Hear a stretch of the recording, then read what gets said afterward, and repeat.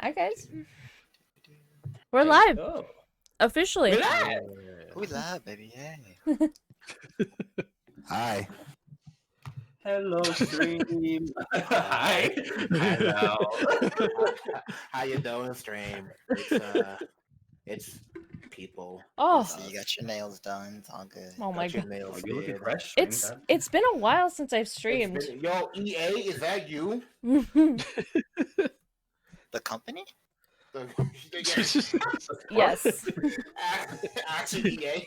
EA Sports. He's in the stream. Yeah, it's been a while. I needed to take a break, but now I'm back. We're back for this game. You know, I'll be back on my regular schedule. For now, it's Curse of Strahd time. Yes. Hope you've been doing well, EA.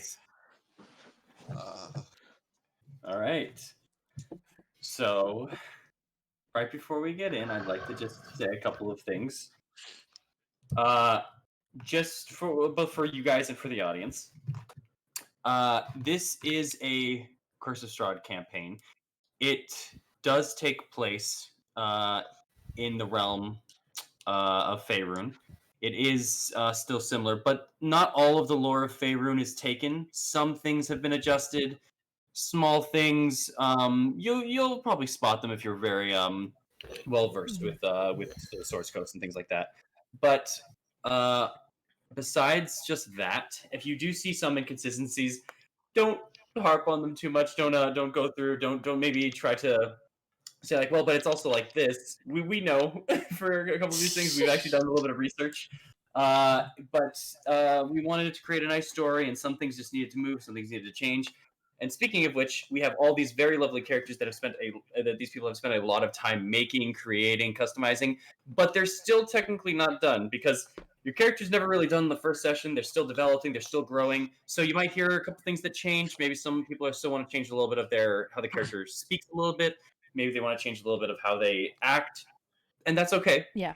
And I just want to brace you and let you know and be aware that these guys are gonna be putting a lot of love into these characters, and it's gonna show. And we just hope you love them just as much as we're gonna. And yeah, I think that's pretty much what I want to start with for that. Does anyone have any questions before we start? Are we safe? Okay, so we're gonna start now. Can we be safe though? Okay. Y'all asking for way too much. I'm very Really? Oh my I was god. asking for like a safety blanket or something. No blank.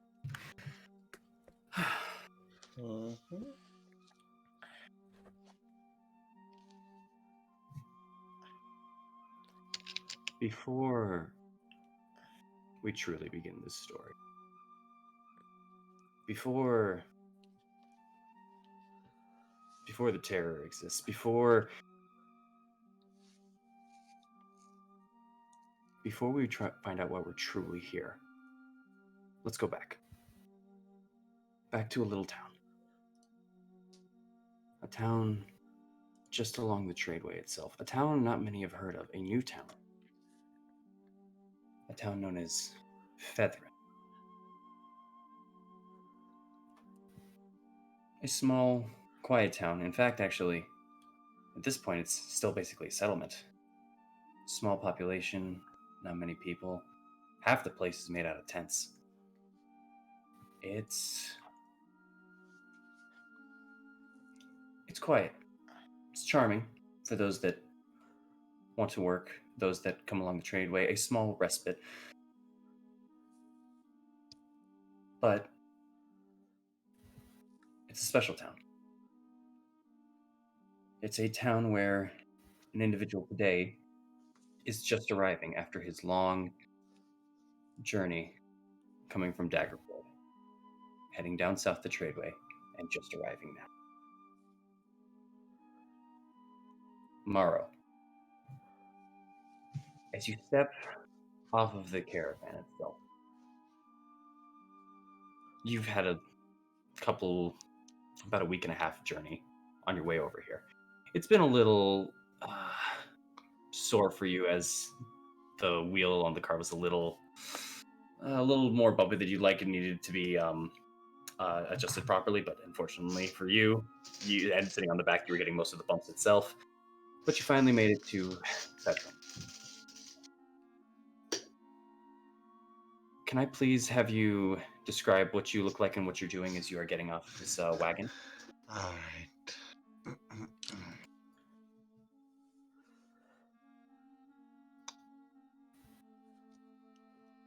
Yeah.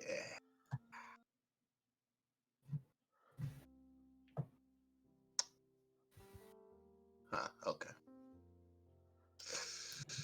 Coming off the wagon, covered in heavy metal.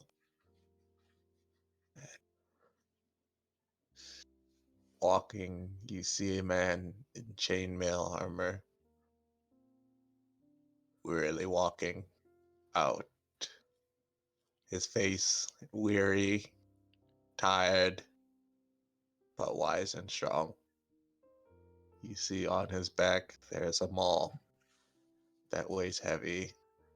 He walks in deliberately slow steps, almost as if he limps. His face and skin are black. You see he has lost most of his hair.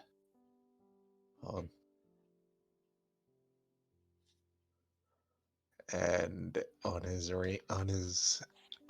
hand, there's a black ring on his finger and small solid metal graves. And blurt as I'm going to slowly step out, sort of hobble my way. Oh, am I this big? Okay, sort of hobble my way. I got you. Oh, so I've just hobbled my way over to, I guess, the tavern. As you're kind of heading there and looking through, you can kind of already see, although many of these buildings don't seem to be too forthright in what they exactly are, you do at the very least notice walking through a sign in front of a specific building right over here. The sign reading Bolo's Quiver. Never really heard of it, but that sounds like a tavern name to you. I guess. Bolo's Quivery. Alright. Might as well head over there. All right. As you're heading on over to Bolo's Quiver, having woken up about 40 minutes ago and getting up out of his own tent, heading over to the barracks is a young man, younger than Mauro at the very least, and he seems to have a purpose walking to the barracks right now. He looks, well, how does he look? Thorn, would you please describe yourself? So Thorn starts walking over to the barracks, tightening his scale mail onto his body as he looks up at the sun after a long night of adventure.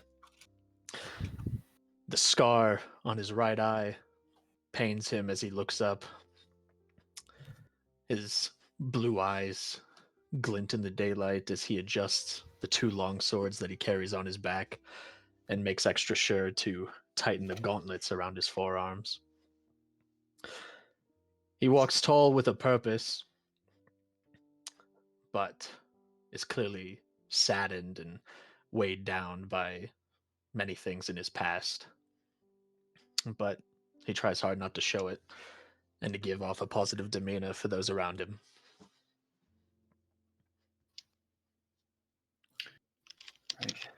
Well, today, you know that currently you have something to attend to at the barracks before you start anything of your day. Something that you had been dealing with the previous night, and something that needs to start getting done now.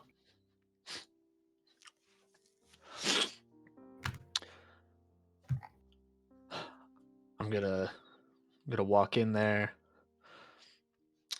push open the door, and see a man laying on the ground, and say, "Hey, Aknev, get up. It's time to clean." Akneth, if you would like to describe yourself as you are getting off this floor. You would see a sun-kissed man with shaggy black hair and a band around his head with a little card in there. He pushes off the ground, a little sore from the rest he was given, but seems to be in a very chipper mood. He carries a smile to him that is rather pleasant yet infuriating, I would believe. Uh, so good to see you. Have you brought me breakfast? A bit of water. I haven't even ate yet, so if you get to cleaning, then we can both eat, and we can both drink, and you can get out of my town. Lead the way. I cut his arm loose that is still tied to the cage and open it for him, or get the keys from Iskal and open the cage. Iskal's still at the kind of edge of the desk over. Uh, so, fair warning. Last night he caused a little bit more trouble. Nothing I couldn't handle. A little more than your buddy over there could handle. As you look over at one of your guards from last night, sleeping. Shoulder seems to be better. And Iskal turns back to you. I extended shit bucket duty, though. Don't worry about it. Did it for you. Thank you. Make sure he gets something to eat and something to drink. On it. I'm going to bed, though, in an hour, so... Me too, by the way. You'll get yours, Aknev. Don't worry. Here's the keys. Pass them over to you. Thank you. He kind of stretches out his back a little bit. Okay. You can hear the cracks of age hitting him. All right. See you at the quiver. All right. All right, Aknev. Get up. Let's get out of here. We got a bucket and a mop ready for you. Wipe down the side of that wall. I unlock the cage and get him out. All right. There's a bucket already next to the barracks that you prepared earlier this day. His work will be done, and you are going to make sure of that as you both head towards the back of the quiver. But while you two are doing, there's another group of individuals, two, solo, no wagon, no nothing, coming into town. Two women heading from the southbound area, now turning a slight eastern direction and finding this town. Coming in for respite, trade, who knows? Well, maybe they do. Let's let them describe themselves and what they're doing, if you both would like to. Whoever wants to go first.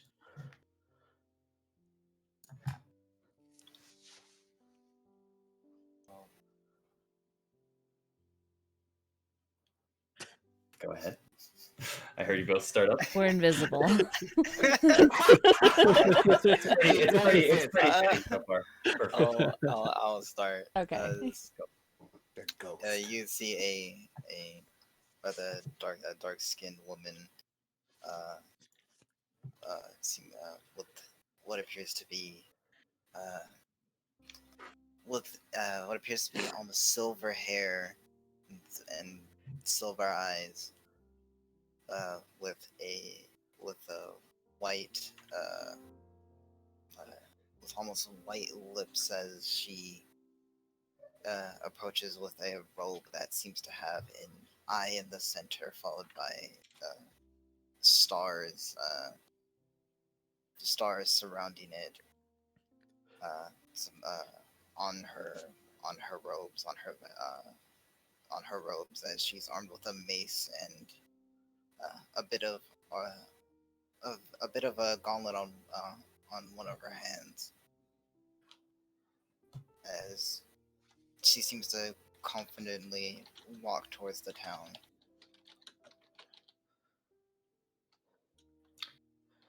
And next to her, Next to her, more like behind her, more like is, well, kind of the most exotic thing that you've seen in this town because she's a tiefling. In fact, she has two horns that spiral down almost next to her ears. She has long, curly, dark purple hair. Her skin tone looks like an average peach-colored human skin, but there's a slight pinkish tint to it. Behind her, behind what's your character's name again? Amaris. Behind Amaris, she looks like she's kind of judging this town, making a note of every single building, every single person, seemingly like she's taking a mental note of everything around her.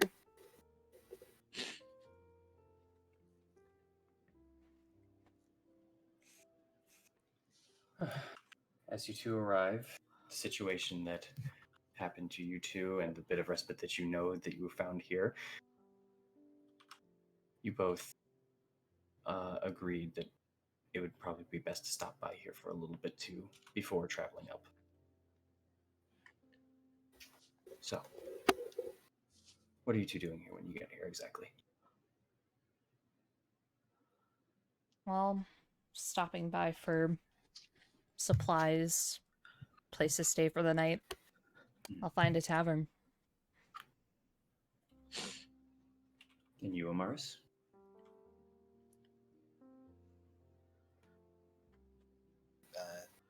First looking for first trying to look for either a general store or a tavern. All right. Unfortunately, as most of the markings are set, you both can pretty much. Well, Amaris, are you asking anybody, or are you just looking around?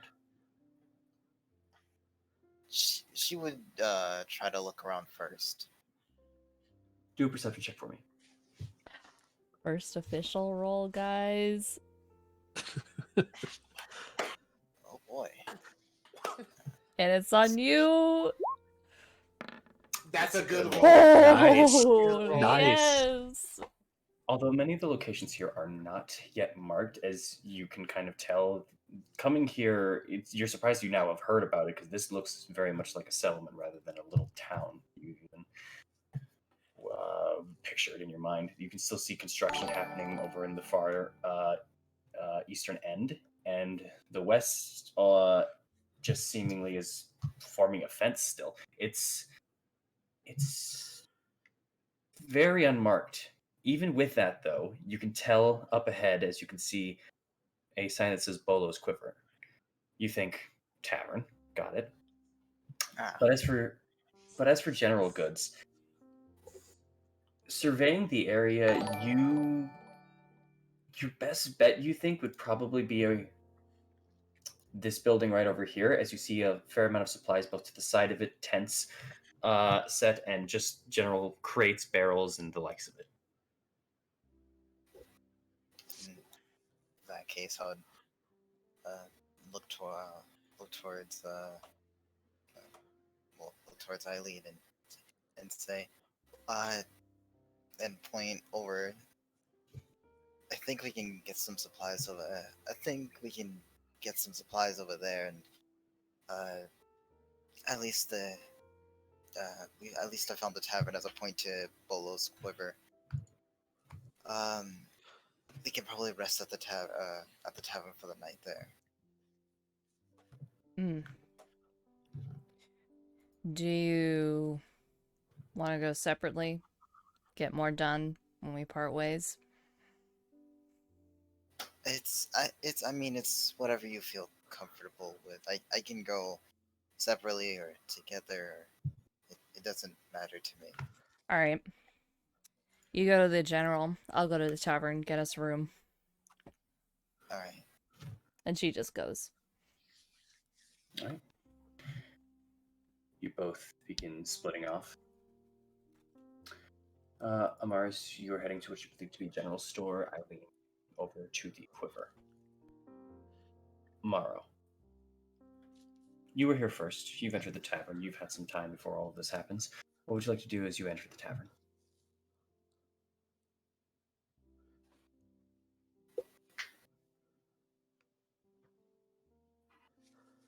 Morrow.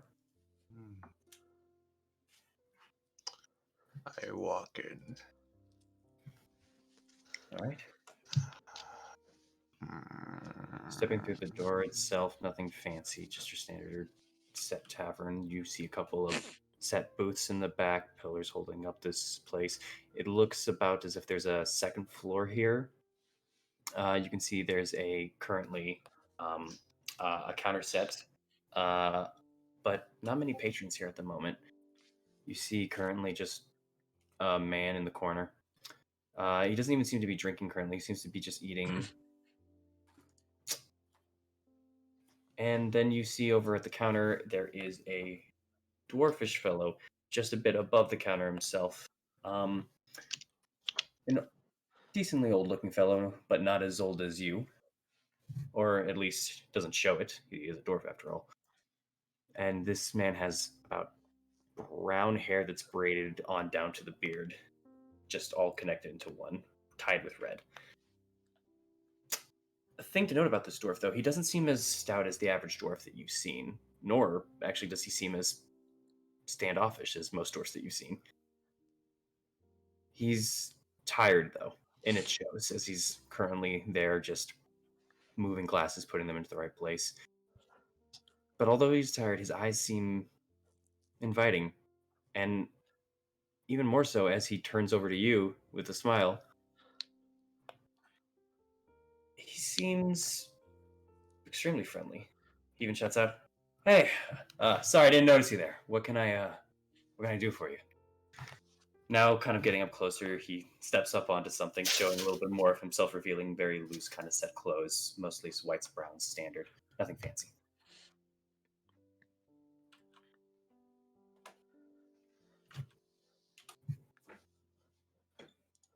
Excuse me? Give me water. Oh, Cold. gotcha. Right away. He turns around, grabs a glass, grabs a pitcher, leaves it onto the counter.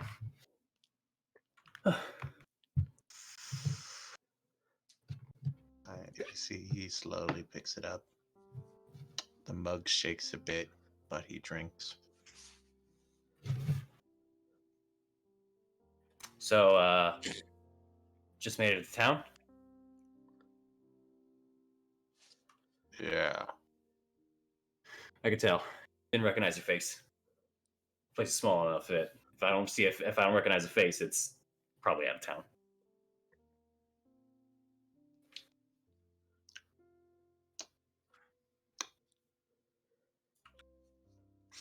Not much of a talker, huh? You always ask this many questions. Fair enough. Enjoy your drink. All right. Refill it. Put the drink down. It's empty. All right. He grabs the pitcher, doesn't say anything this time around, refills the water, pass it to you.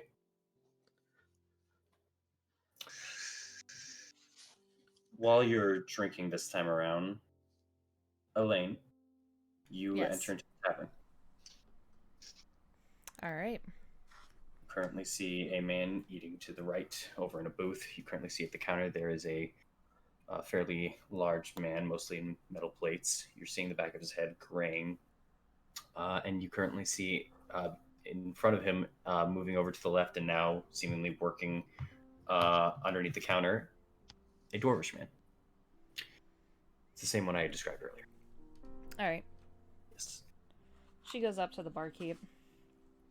Hey, Oh. need a room or two. How much? Oh.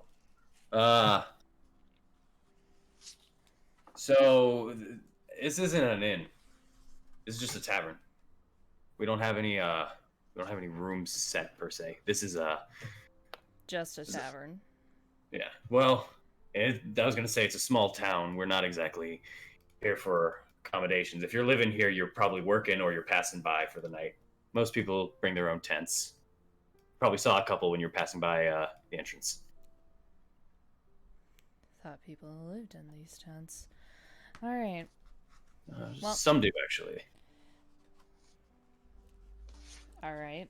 I'm assuming you get a tent in the general store. Oh, we might have a spare one in there. I wouldn't know. A spare. All right. What food you got? Let's see. We got the special for today. Pork and eggs. That'll do. All right. Do you have them dried? Of course. Not gonna feed wet pork. All right. Let's see. Just for you? 2. Gotcha.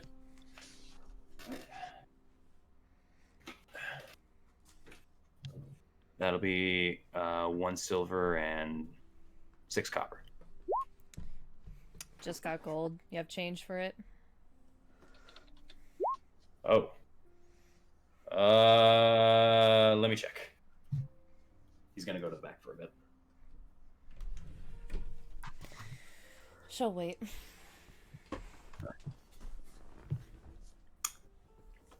As you're waiting, Thorn, Aknev, you both are at this tavern as well, but you're at the back. Yep.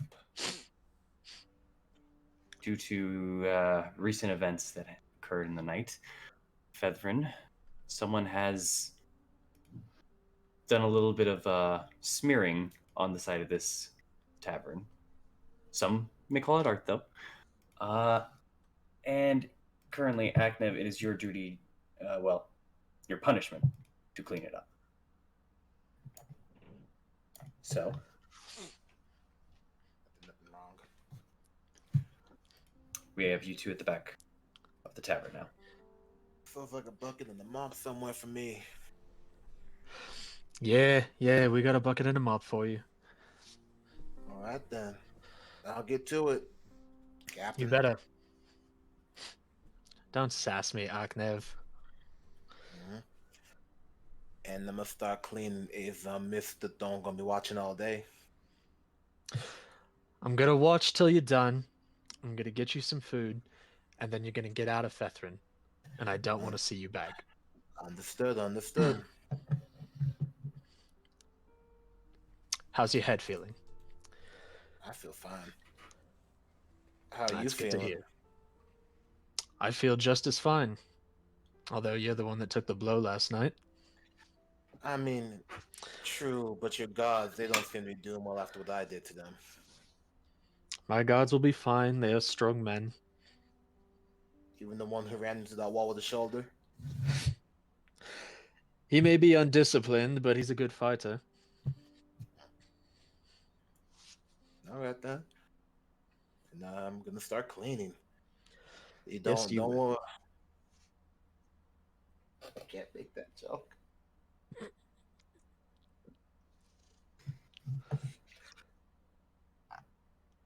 And then as I start cleaning, I'm gonna start like doing a little just kind of listening to myself, get a little tune in there.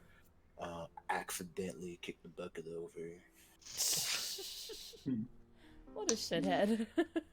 Make a performance check. performance. Just kidding. Let's see what I get. 19.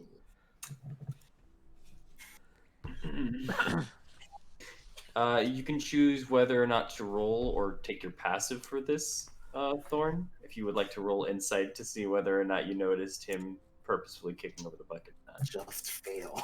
It's up to you. Yeah, I'll roll insight. Okay. Bastard. I hate you. Got him. Fucking got him. I hate You thought. He kicks the bucket over without you trying to look over, but the moment that he goes to do that, you see his leg twitch, you turn back and immediately see him just pop it over, have his foot back just in time. This wasn't an accident. You spent the night with him. You know what he's capable of. You know what he does. He kicked the bucket. Aknev, I'm gonna tell you what I told you last night. I don't know how many times. You're an asshole. And a bad listener. Also, by the way, Mr. Thorn, question. What? As I kind of look around, am I almost done with the cleaning? Almost, but you need a little bit more water, which it's on the floor. I need more water. I can go get it, or you can. How about we both go get it? Because I know you won't be here if I come back. I promise I will be here when you come back.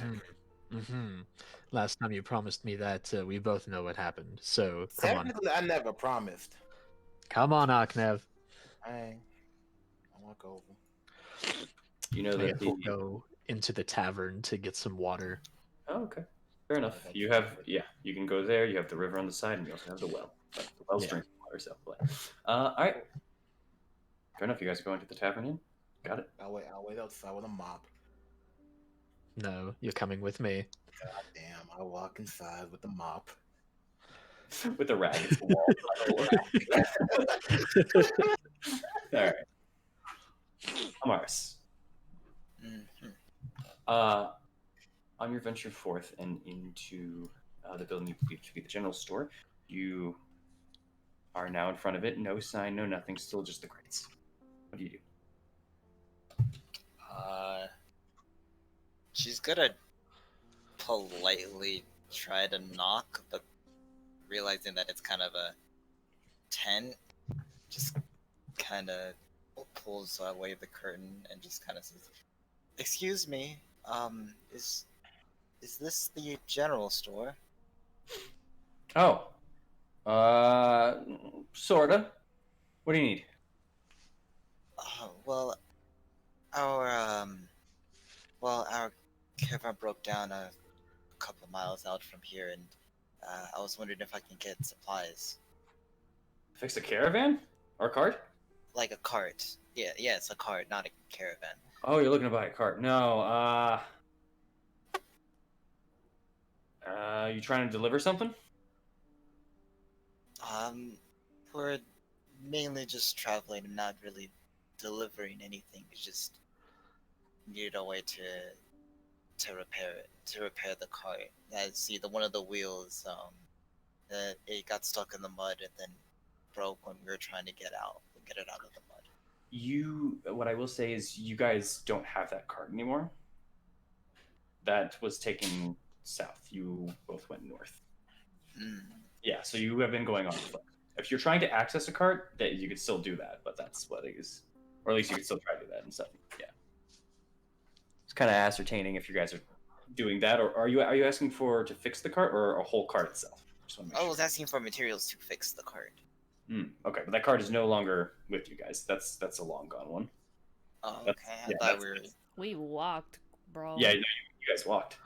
I know, but I thought we were walking here to get materials to fix it. So they went back to fix it because they weren't sure whether or not Featherin, was the surefire thing. They headed back instead. They're probably still heading back. You guys did here so you wouldn't lose any days. Yep. which case, we're calling all that, and then just say I asked for a cart. Well, if you're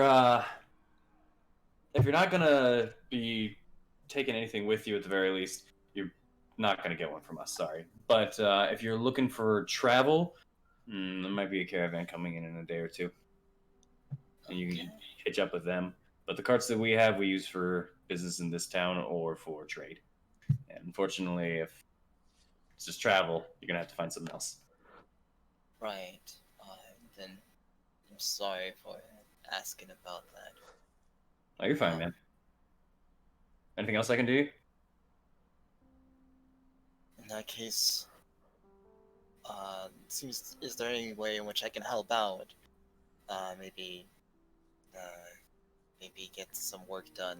As I've heard from someone else that I can maybe help. That this town's still rebuilding and even seeing. So I wanted to help out as much as I can possibly. Say that like you want to live here, or you just want to work for a small piece here? Because there's a lot of work at this town. Been here for about 6 months now, and I'm not leaving anytime soon. So It's just work that I can get done. I don't plan on living here, but I do want to help out at the very least. At least if you allow me to. let's see. I mean, if you want to help me restock here, just kind of organize things, because I'm a little bit sorry, it's a little bit of also sorry. Puts out his hand. Bow hand. Amaris, as she goes to shake it. Nice to meet you. If you want to help here, you can. If you want something else besides this, because I'm not gonna lie, this shit's boring at times. You can go talk to the head of the town, Marissa. She's over in that little house over there. Or if you want as well, you could talk to Thorn if you're looking a little bit more, because you look like the more muscle type of doing anything in the guard position or something like that. Well, the captain himself told me to come here. Thorn? Yes. Oh. All right. He should be. Oh shit, he's probably walking around the town somewhere. My guess is if he's still this early in the morning, he's either walking around town, over at the barracks, checking the towers, or at the quiver. Then I'll probably check those 3 places and see if I can try to find him. All right. Well, actually, here. He moves over the fold and just kind of looks out. He heads out and looks this way. It's not over at the towers. And nope. He's at the gate. Folks there. Okay. So, yeah, your best bets are either next to where I told you for Marissa, over at the barracks here, or over at the quiver. All right. Or I just missed him and I'm blind. Sorry about that. It's fine. Well, thank you for all your help, and I hope you enjoy the rest of your day. You too, Mr. Mars. Good luck. And he's going back to picking up a box and moving it, then putting it back down, maybe about 2 feet from where he picked it up, scratching his head. That's all it. Right. In which case, since you got cool, nah, I'm not gonna do that. I just head to the tavern. Okay. Not a problem. You will actually see 2 individuals walking inside the tavern right before you enter, actually.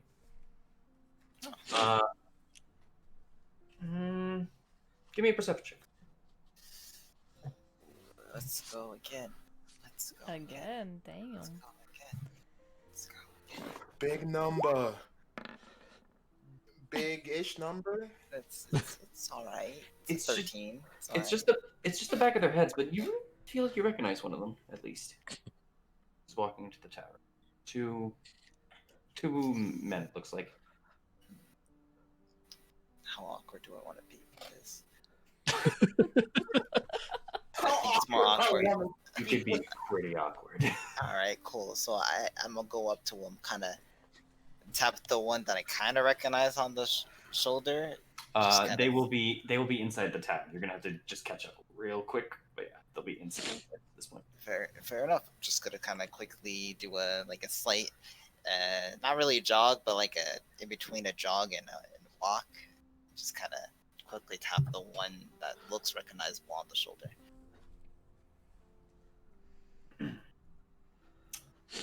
For the sake of awkwardness, as Thorn and Aknev, as you both enter into the tavern itself, you're kind of walking forward. You just both hear the sounds of a little, almost kind of rattling of metal a bit. And kind of as you both turn around, you see a woman with her hand kind of pointed out, and she looks like she's about to tap you, Thorn. But as you kind of turn around, she freezes, and then just tap tap. Just gonna kind of quickly shift to a wave. It's like, hello. Amaris, good to see you. I haven't seen you since Daggerford. Yeah, it's been a while. Since travel takes a long time to travel. How have you been? You know, about at times. This man right here has been causing me some trouble as of last night. Trying to get him to clean up some graffiti that he did, then get him out of my town. But that's not your problem. So what are you doing here? You here to spread your religion around? Well, of course there is that, but more so, I'm trying to get back to currently trying to get back to Nightstone at the moment. I need to return back. I need to return back to the order. But since I heard that Featherin was nearby, and considering that you owe me a meal and a drink, I decided to cash that in now rather than later. Of course, of course. Nev the whole time is kind of like looking between them, and like the more and more they talk, the more a smile forms on his face. Like, interesting. I'll leave you two to get down to your business, as I'm going to walk into the tavern. You're both at your tavern, and also this conversation is picking up a little bit. Don't worry, Thorn, I'll get back to you. Okay. Morrow and Elaine, you are hearing this from your position over at the counter. Just so you know. Eileen, by the way. Eileen. What did I say? Did I say Eileen? You said Come on, Elaine. Oh, excuse me. It's all good. So I overheard Amaris say, "You owe me a drink and food." Mm-hmm. All right, now. She's gonna look back to the barkeep and say, "Well, since Amaris said that this meal's on him, can you put it on his tab or something?" He kind of just turns around, looks over.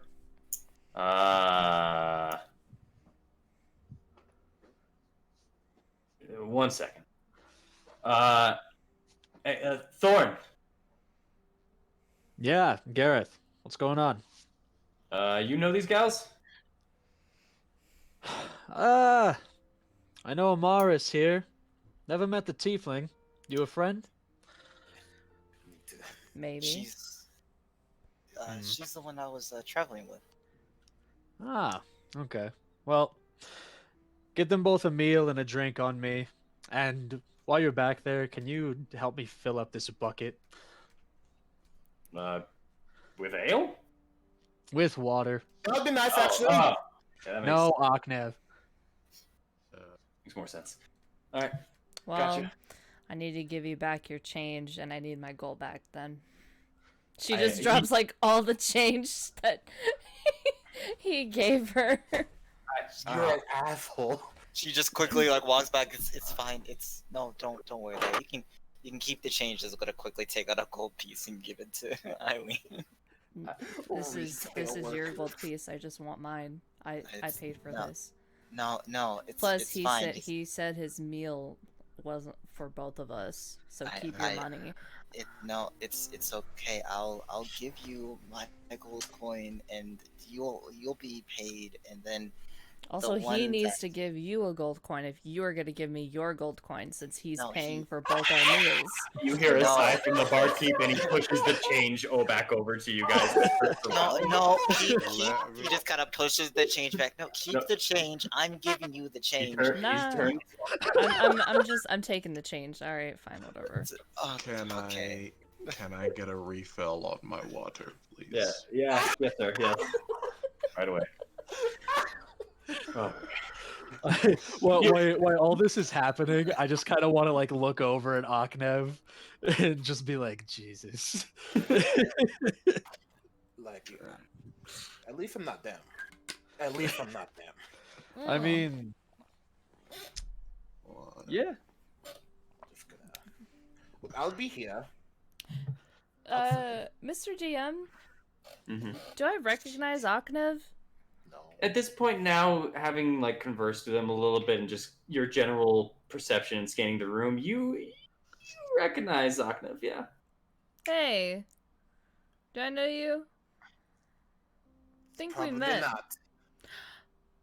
I don't think we did. There's something. Oh yeah, I'm I know aloof. you, I grab Aknev. Amaris. Listen, if you have any panties, keep them away from that guy, cause he'll take them.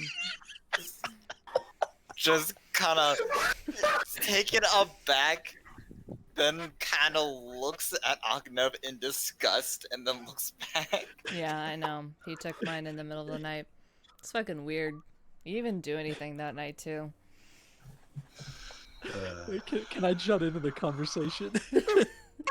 Hey, Hey, are you telling me that's your underwear that almost got my god's arm broken? Oh wow. Glad to know I'm popular somewhere. Yeah, is it intact? Cause, it's hard to find nice underwear. Do you still have it? Just looks back at you. What? Good Aknev underwear is is good underwear. Try not to die laughing. But it's been well, one defiled, and two, I mean, Not defiled. It was clean.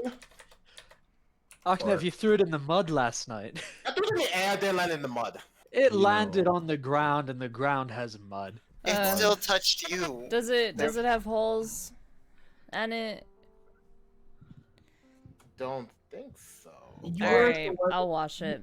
I need it back. you weren't the one that brought it in last night, Thorn, but you didn't allow the other guard to. Iskall just grabbed it and put it in evidence. Probably should go back and check. It should be fine. Bartender, can I get some ice? Just gonna look over at this Oh, man. I get some ice. Don't really got ice. Sorry. I just give me 1 second. I'll be right there. And he seems like he's taking the picture and he's taking it to the back, and he took the bucket to the back at the moment. He's just trying to fill up real quick. Eileen looks over to the person who said that. Oh wow, I know you too. Oh, Barely. you know him as well. Yeah. He don't talk much. Yeah, I noticed. I'm gonna peek over both of you and look at him and say, Morrow, that you? You here threatening more people with a ring? Sheesh. What? Where's my goddamn water? Didn't you get like 2 cups of water? Like, you definitely have drank them all.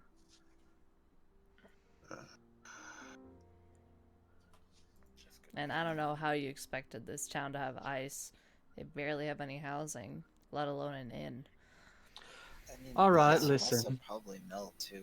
So We After struggle talk- around here, but we've been through a lot. We have ice. Really? Hmm. where? Where? Mostly at the upper class housing. If you talk to Marissa, she probably has ice, if that is so important to you. Otherwise, most people around here are happy with just a drink of water. As they're kind of talking, being in this conversation, I'm just going to in the back, like my back of my hands, like behind my back, just gonna flip my fingers up and down and cast a little spell, and make a cup of water appear next to Marl, like at the peripheral of his eye, so like he'd have to turn around to turn towards it. Make a stealth check to see if no one sees doing this. Can I do sleight of hand? Not in this case. In this case, you're trying not to be noticed. If someone beats it again, I'm gonna chant. No, you're good. You're good. No one's actively looking at the moment. Oh, I was gonna say I'm grabbing well, him, actually- right? actually, yeah, you are. Yeah, you can make a perception check. You can make a perception check, but no one else. You get a nat 20. You said perception check.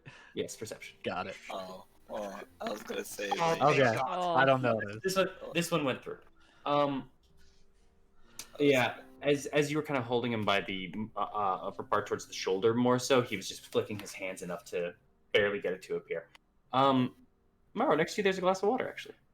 Oh, and your passive. Yeah, it's still higher than your passive, isn't it? No, my passive is 20. I hate this. Hey, hold on a second. That's my bad. Double check that. Oh my god. Oh, yep. Okay. Yeah.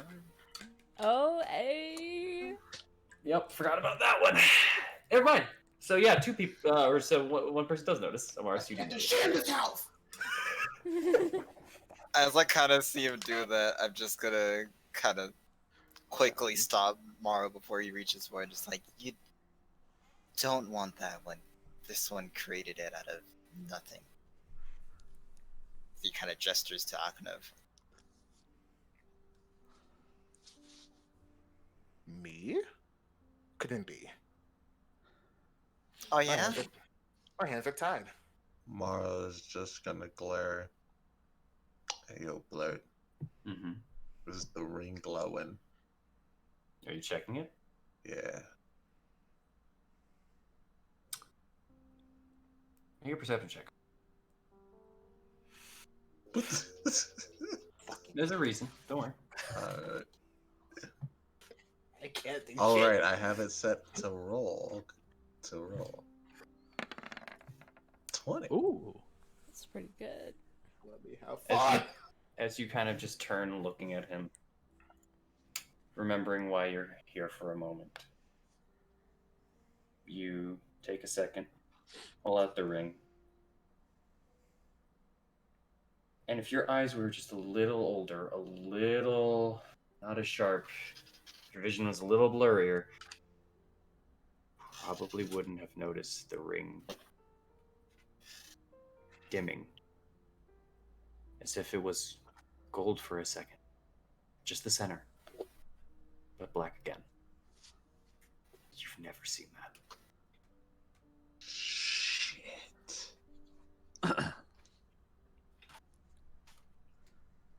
I'm gonna act like nothing happened. Okay. You all just see him kind of pull something out, look at it. That's about it, from your guys' perspective. For, Elaine and Amaris, from your You did positions. it again. Eileen. Sorry. Come Eileen. on, Eileen. I'm bad at this. Come on, Eileen. Come on, Eileen. I gotta remember what I mean. All right, there we go. So, Eileen and Amaris, with your passives, you both do notice that he pulls out a bit of jewelry. Amaris, you do notice it's a ring, in particular, black in nature at the top, where the gem is. Alright. It's also not my business, so I won't look into it at the moment. You just saw him look at it, put it away. That's all. Eileen keeps that in mind. And I guess at this point, as I'm kind of blocking him, and as he's kind of doing that, I'm kind of trying to grab the glass of water that has been conjured up, and I kind of try to spill it, basically. Your hand goes immediately through it. There's no grafts, there's no nothing to it. Kind of messing with it a little bit, you kind of almost see as if it was made of air, just kind of whiff for kind of a quick second as you're putting your hand through it, but it reforms immediately. It's not real. Just kind Although of it does look turn, pretty real. just kind of turns and glares down Akonov. I Nothing wrong with it, right? never said that. Guess it wasn't me. Right. It was probably him.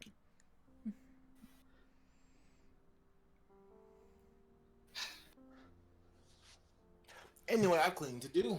I'll see you all never, as I'm going to go outside. I grab Aknev again Yep, and say, there it is. "We need the bucket if you're gonna clean." Oh yeah, Amaris, they don't have an inn. We need to get a tent. Oh. Oh, okay. Where would it? Oh, right.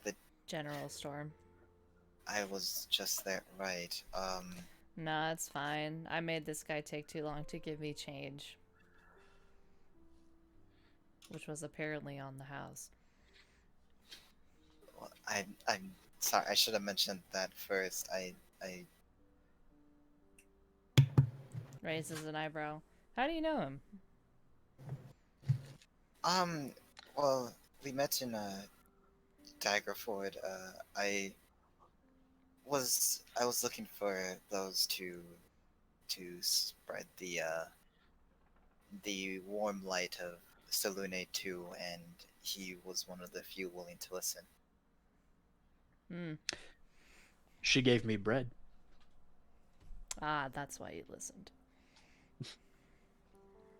Just kind of looks slightly upset, but I'm just like, Yeah, you don't think much of strangers, do you, Tiefling? Sorry, what's your name? That's rude.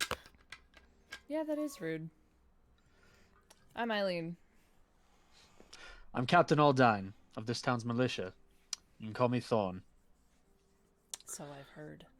Side glances at Amaris.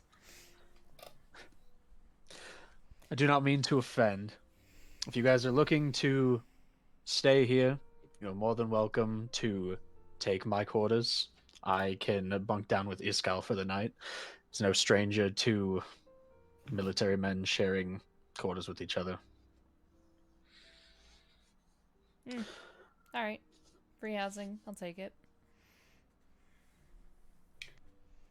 You actually know that by the end of the day, you probably actually won't even be there anyways.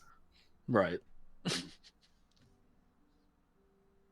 All right, just a reminder. Also, as you're kind of just sitting there and thinking, Garrett is taking a little long.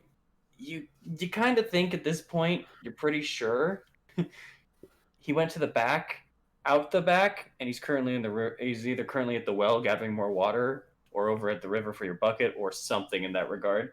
He probably ran out, unfortunately. So it's gonna probably take just an extra like minute or two. Yeah. I'm gonna go check on Gareth. Amaris, can you watch over Aknev here? I can't have him going anywhere or causing any more trouble, and you seem to be wise to his tricks. I'll be sure that he's not up to any devious plans. Thank you. All right, I'm gonna go out the back and look for Gareth. Make sure he doesn't need help with anything. All right. Fair enough. Let's see. Are we the only people in the tavern right now? Nope. Well, there was Gareth who's not there anymore, and there's currently a man that is now finishing up his meal. Okay. Yep. He seems to also have the eggs and pork. And you're starting to get the thought of whether or not there is anything else on the menu. You didn't ask, but he was quick to suggest it. Did we get our food? Nope. He's currently still getting that as well. It's only been like 5 minutes, 4 minutes for you guys, and he seemed to have been distracted with the change, the water replenishing, the bucket, yada yada. And he certainly seems to actually be the only person here still. There doesn't seem to be any other staff at the moment. So, yeah. All right. As you're kind of heading out, you just immediately kind of head out to the front area, and you actually catch a glance of Marissa as she's seems to be walking back from most of the construction this way. You see her currently approaching her door. She kind of turns as she sees you, gives a wave to you. I wave back. She closes her door and begins one of her many, many jobs in this place. You can already kind of assume this probably wasn't her just waking up. She's probably been up already. If she came from the construction site, she is probably making sure that things are running. As you kind of look over there and you're kind of looking back, you currently see Gareth just kind of got now a bucket, and he's got two pitchers on the other hand, and the bucket on his other, and just kind of hobbling back into the inn. Just he's right around here, not too far away. Yeah, it's up to you if you want to help. Just go back in. Yeah, I'm gonna jog over to him and take the bucket from him and say, "Don't worry, buddy, I got it. Thank you for picking it up for me." Thanks, Thor. Of course. Those guys are friends of yours, right? Well, one of them is. The other one, well, you heard what happened last night, I'm sure. Everybody else, mostly a stranger, aside for that old fellow, Morrow, I believe his name is, has this strange ring he showed me, started threatening me about it drunkenly in Trio, asking if I knew where it came from and if it glows, and waving it in my face. Just real strange man. I want to get that story. That sounds fun. Oh, you're not with them right now? Oh, I'm not. Never mind. No, you're in the tavern currently. Sorry. I'd love you to be here, but soon. All right. Okay, so limit his drink. Got it. Right. All right. Oh, shit. I still gotta get dinner on them. Did you want some too? No, I'm all right. I want to get Aknev here to finish everything up, and then I have to do my patrols, and then I'll worry about food afterwards. Make sure the ladies in there get their meal. Told him it was on the house, and that tiefling doesn't seem like she's much of one to be kept waiting. On it. All right. He's gonna head out into the back. If you want, technically, you can take the bucket from him, and you can just head back into the front. Yeah, I'm gonna do that and go back around and get Aknev. All right. Sorry, I'm late. Back into the tavern. All right, I'm gonna get you your eggs, your drink. Give me 10 minutes. That's it. Sure. I'll be here. Any drinks while you wait? What do you have? You have mead? Yes. I will take it. All right, that'll be 7 copper. She gives him 7 copper. Oh wait. You know what? Just take the gold. Don't let him pay for my meal. I can pay it myself, okay? Just you and me, all right? Just take it. All right. All right. Thank you. Okay. Oh, Thank you so much. all right. I haven't forgot for you as well. Don't worry. Be right back. All right. He goes immediately to the back, and you hear just a box opening, pots moving really quickly, and just you hear a single crack. Ah, shit. All right. He's working. What are you all doing in the bar while you're waiting? Thorn is still on his way in. Just keeping an eye on Aknev. Should I help him? He looks like he needs help. No, it's fine. I mean, I don't know. It's probably best if you don't. I mean, it seems as though he hasn't handled. Let the one man take care of the entire barkeep. Well, it, well, when you put it like that, I'm not sure. Look, Hmm. there's not that many of us, so maybe it won't be as bad, and maybe he might see it as invasive or something. All right. I think you should help. Takes out a gold piece. Heads or tails? Heads. Flips it.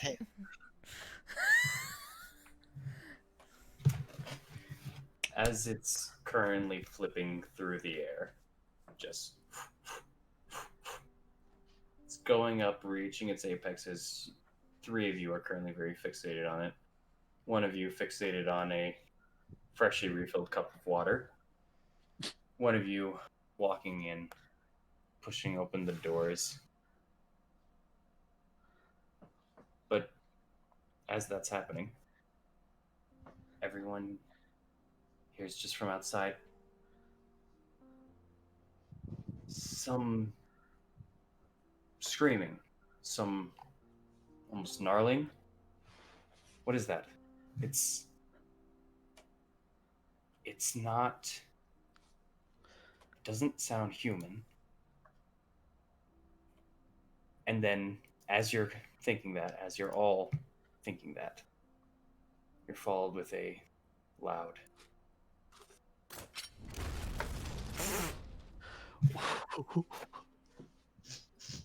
Thorn. Well, the door's still open. You turn around, you look forward, and you see just the remnants of smoke hitting the side of Marissa's building. I immediately drop the bucket and pull out both my swords. And I say, God damn it, not again. And I take off running towards Marissa's cabin. The water go pouring. Yeah, I dropped it. I guess. Well, that seems where the fun is, so I'm gonna be going, as I'm gonna go follow him. Just grabs the coin, puts it in her pocket, and walks out. He just starts running out as well. I'm gonna sip some of my water, put it down. No, don't touch that. I'll be back. Commissioner Gordon. And I'm gonna stand up and make my way out. God damn, today of all. All right. As you all are currently heading outwards, Thorn, you first. You, after seeing kind of that smoke going through, you currently are seeing someone run from the northern end. They're running towards the gates. They're running east. They're just trying to get away from something. And as you look past them, past the smoke, you see a green figure. A green, smaller figure. You've seen them before, a goblin, currently chasing one of your villagers. He's running through, and he pulls back a bow, launching it, luckily missing. Passing right through him, the villager immediately just ducks, screaming, "Ah!" Keep running towards the general store, and it's not just him as you're currently looking forward. Over at the tents itself, you see, coming from where the smoke, coming from the entrance of this village, more of them. You see up forward where a guard you had posted over is currently in combat with one of the goblins. And in front of him, and between you and the tents, is now a group of goblins. And one much taller, red-cloaked individual, red-skinned, brownish armor.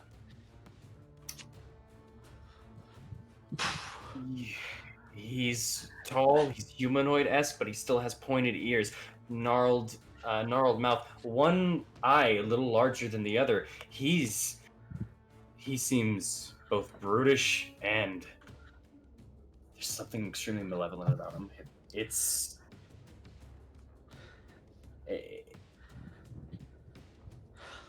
If you want Can to, I? go ahead. I was gonna say, can I use insight or something, see if he is just an opportunist in this, or if he's actually like controlling these goblins in some way?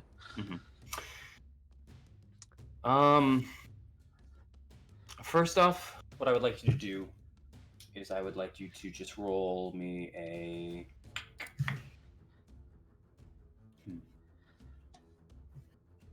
Sorry, one moment. Can you please just roll me a history check?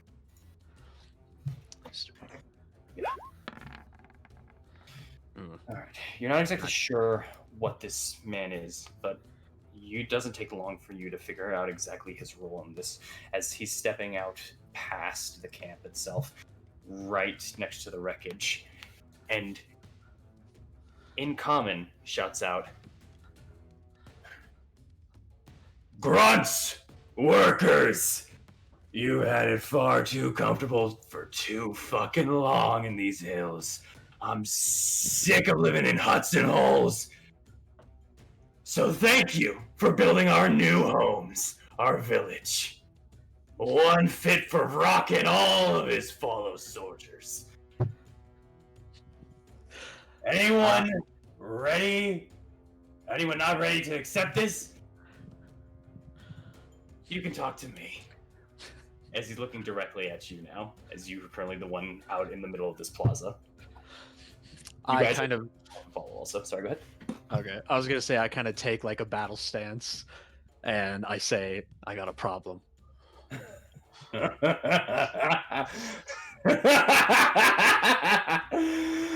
Oh, yes.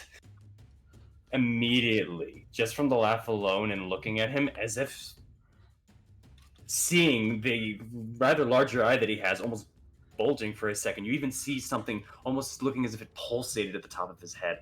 Something is not right with this man. Boys, get him. All right. We're going to transition to the battle map here.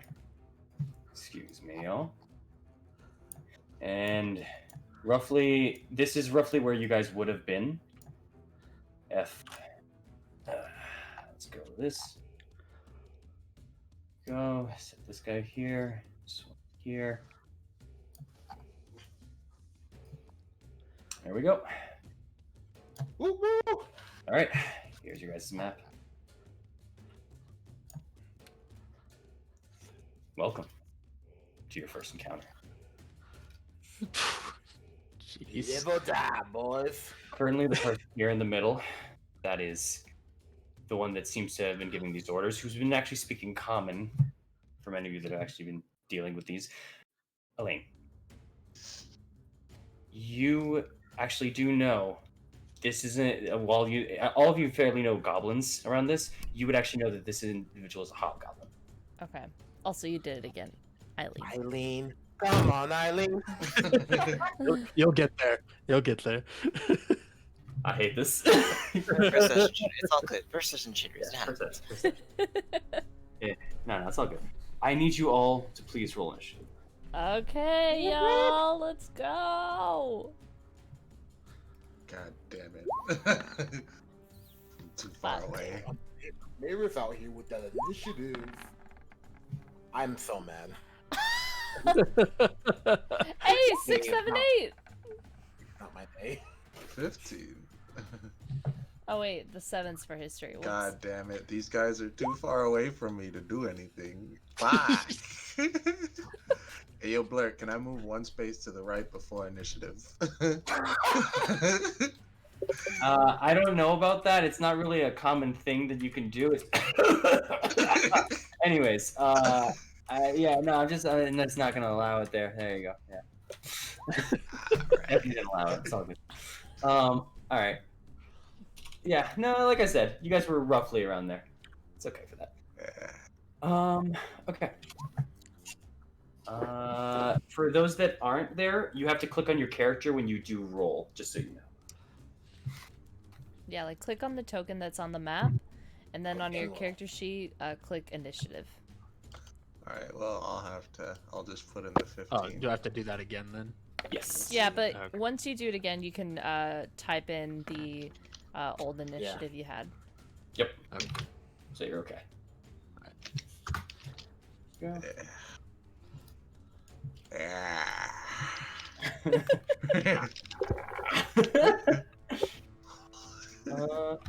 This map looks really good, by the way. Thank you. I tried a That's new thing last night thanks to Charles. That's me. That is you. Did it because of you. Let's see. All right. And then let's order you guys. Wow, you guys are some quick fellas. Woo. All right, fair enough. Let's do this. All right. Oh, Matt, change your 21 to the 11 that you had. Oh. Okay. All right, that explains it. There you go. I was like, wow, a lot of fast rollers here right at the start. Amazing. All right, thanks so much. All right. So, with this, Amaris, you start us off first. You heard this. You see the smoke kind of coming out of this area, still kind of clearing. The side of this place was perfectly intact before you went in, but coming back out, it is shattered. There's a hole blown open in this wall. Alright. In which case, she would then proceed to do a bit of running up, and she is going to as she's going to use the and she's going to quickly kind of pull out her hand as she's going to try to as she quickly lifts her hand up in the air, as I'm going to need let's see here, as I'm going to cast a spell. Oh boy. Oh, does it not state what that is? Did it not copy that down? No, it did not. Okay, fair enough. I'm assuming it's an action then. It's quickly going to cast Bane, as I'm going to need Oh. these three to make a charisma save. Ooh. All right. Let's go left to right. First little goblin. That's a 13. That makes it. All right. Now we Wow. have the hobgoblin with a 13. That also makes it. And our last goblin friend with a 10. That fails. All right, there you go. So this one is baned. Yeah, so if that one were to ever make an attack, it has to roll a d4 and subtract it from their attack roll. Got it. All right. So, as you immediately rush out forward and just clutch onto your symbol, you immediately throw out just almost a flash of silver, just, in a cone set. Immediately, this one just kind of looks forward right at you, and just kind of raises his sword up forward, slashing the magic in midair. You don't think that should have worked, but it did for him for some reason. This one, however, just immediately just kind of covers his eyes, and then looks over at you. You seem to have made an enemy. Anything else you'd like to do? Yep. With that, going to well, actually, no, I'm just gonna save there, and that'll be it for my turn. All right then. Mhm. Yeah. He'll go first. Immediately, the red hobgoblin turns its sights right towards you, Amarmus, and makes a beeline directly towards your direction, pulling out a singular longsword and running up to you just for a slash. Going for it. Does a 13 hit. A 13 misses. All right. Damn. Immediately popping the blade back one more time. He's quicker than you immediately led onto. In fact, also, it's not just that. That first hit brushes right off of your shield, but before you're already having time to recuperate, he's going for another swing. Does a 21 hit. It would, but I'm going to use my reaction for a warding flare. Oh, okay. Wait. Alright. Warding flare before has it. to be four. I did not notice that part. That's my bad. Well, that still hits. Yep. All right. So with that, you take. Damn. Go. Oh, not too bad. Low roll. You only take 5 points of slashing damage. Alright. Ah. I still gotta make a concentration check on that. Hey.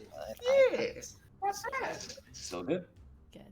Immediately after this one slash, he goes up wildly, passing through your arm. He barely grazes you, right over at your breastplate, and it just gets a good slash right in. You're not down, but that hurt like a bitch. All right, that'll be his turn after he moves over to here. All right. He seems to be just kind of wildly moving, just quickly around and sitting like that. Eileen. Yes.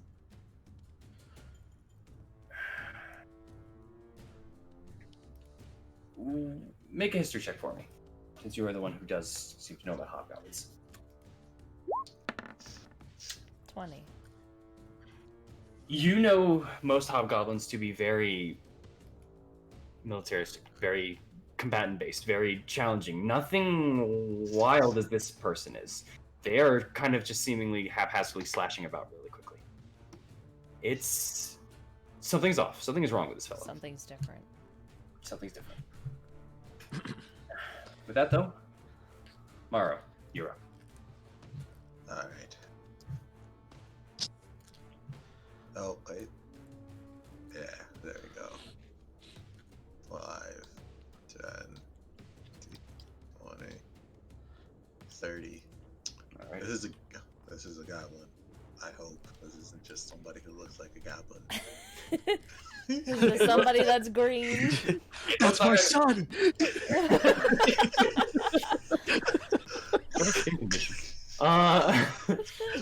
He looks like a goblin, and as you get closer, smells like one too. Ooh. Alright. I'm going to pull out the maul. All right. Fuck yes, dude. And I'm gonna swing. As Alright. he was rounding this building to kind of get an advantage point, he locks eyes with you as you charge at him. Maybe he's starting to regret this decision, but let's see. I don't really charge. I sort of Walk slowly. 13 is a miss. Ah! He quickly just goes over to the side, dodging your blow, it hitting the ground just in time, right past him. You hear a quick. But Oh my god. He's fine. He's not hit. He's unharmed. Alright, that's all I can do. All right. Then, next up, we have this guy. All right. You now see up here also looking at the turn order. Go. Sorry about this. You see the archers in the back start taking aim, and they're just kind of looking, switching through. They see that the captain's currently got a Mars, and they both line up forward and take different shots. This one goes first, walking up forward, and Thorn, even though your focus is on the hobgoblin, this goblin just kind of immediately turns and catches your attention as you hear an arrow's aiming right at you. All right. And as you immediately take up your blades to either deflect, move, anything, the arrow goes about 10 feet in front of you. It was a 7. You see him immediately just kind of look at you, look back at his bow, and he just whacks the top of it. God. Other one will move over to here and sees a challenge over at Eileen. And is going to take a shot. Side glances. Does a 15 hit? Yes. All right. Releasing the bow, unfortunately, you were not ready for him. It actually came out with a lot more power, expecting it to be more like the first. You didn't see it coming. It hits your leg for a total of 6 damage. Okay. That's half. Yeah. Welcome to level 1. That's level 1. God, I get that. All right. Then that'll be their turn as he kind of just hits. He goes, and he immediately pulls back another bow. You now see him starting to salivate. You think he has plans if you die. Not going well. They seem hungry. This isn't good. All right. Next up would be Thorn. You are up. Can we get Iskal to run out and distract that dude with her underwear? Oh god. Oh god. Command you shout out. Hey, man, give it a Oh shot, my man. god. No. I'm gonna go for something different. All right, good. I don't know how to like mark things on this map. Or You can move. if you just hold down the click, you can. Oh. Okay, what is this guy in range for me if I like move up to him? Yep, that's 25 feet. You All have, right, you still have movement even afterwards. All right, I want to go for him since he Alright. shot at me. All right, go ahead, click your character, and just drag him on up there. There you go. It's 25 feet. Got it.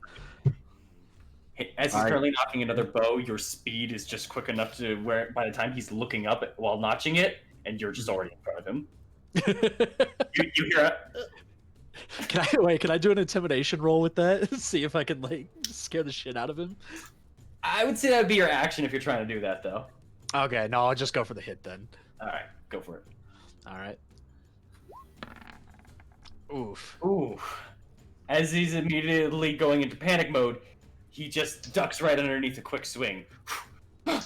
Ah. Come on, Thorn. Show me what you have. It's a good thing I can attack twice. Mm-hmm. So I'm gonna go for another one a little bit lower. Dang! Oh!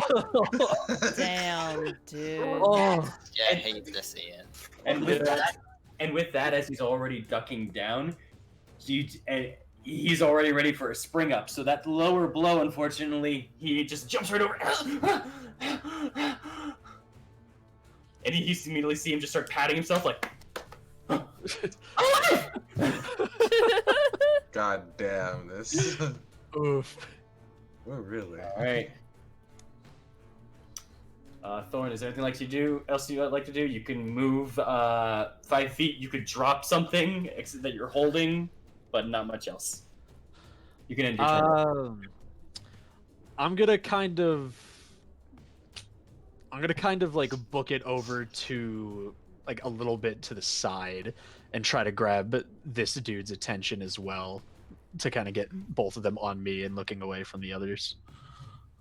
Okay, I'll allow it. Yeah, that's a free action. You can kind of say something if you'd like to kind of like get him. Yeah, I'll be like, "Hey, you ugly freaks! Look at me!" All right. Let me roll.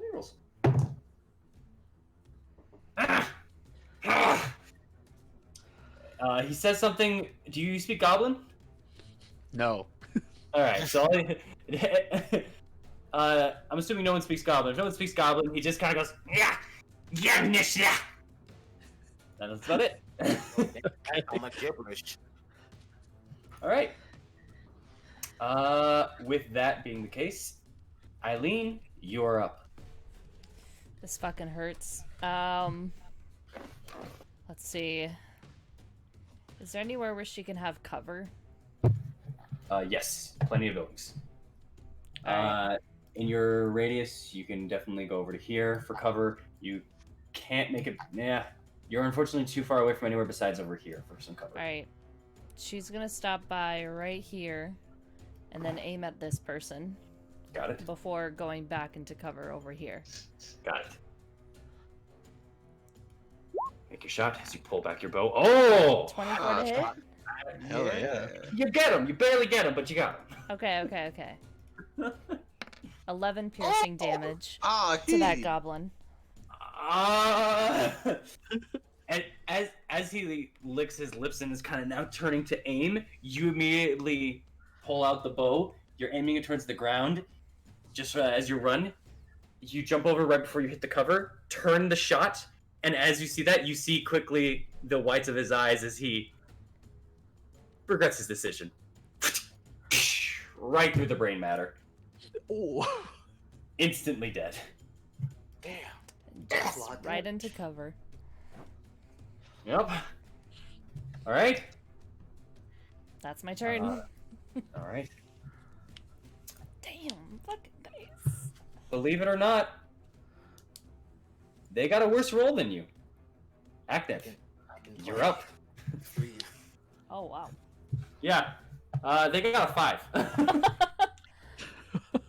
Damn. Aknev is going to run to around here before saying, "Don't we have a little battle on our hands? A battle for a little town. Let's see who comes up on top." And as I do that, I'm going to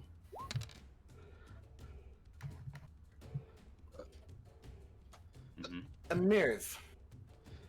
I have a bardic inspiration. I'm sorry. What was the 1d4 for? That was just for me Which, choosing to get it. which one? Which one of us? Amirs. Inspiration. Gotcha. Oh, Amaris. Amaris. Amaris gets the inspiration, he said. All right. Amaris. Oh, go ahead. So he just kind of, as he said, he just kind of claps his hand above his head.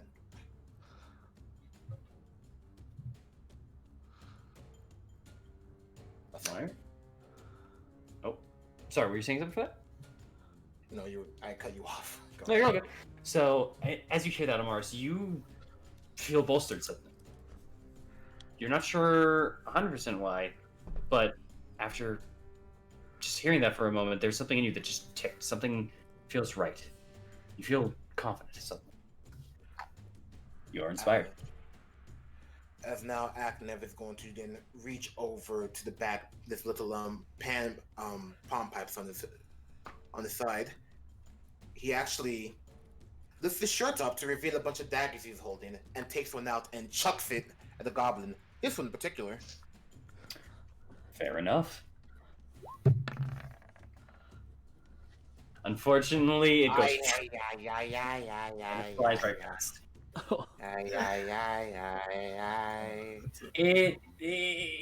Although he wasn't looking at first, he immediately hears that clap and something about him as well just kind of turns over to the side just in time to see you holding the dagger. He instinctually ducks through and just barely misses him. Sorry. Anything else? No.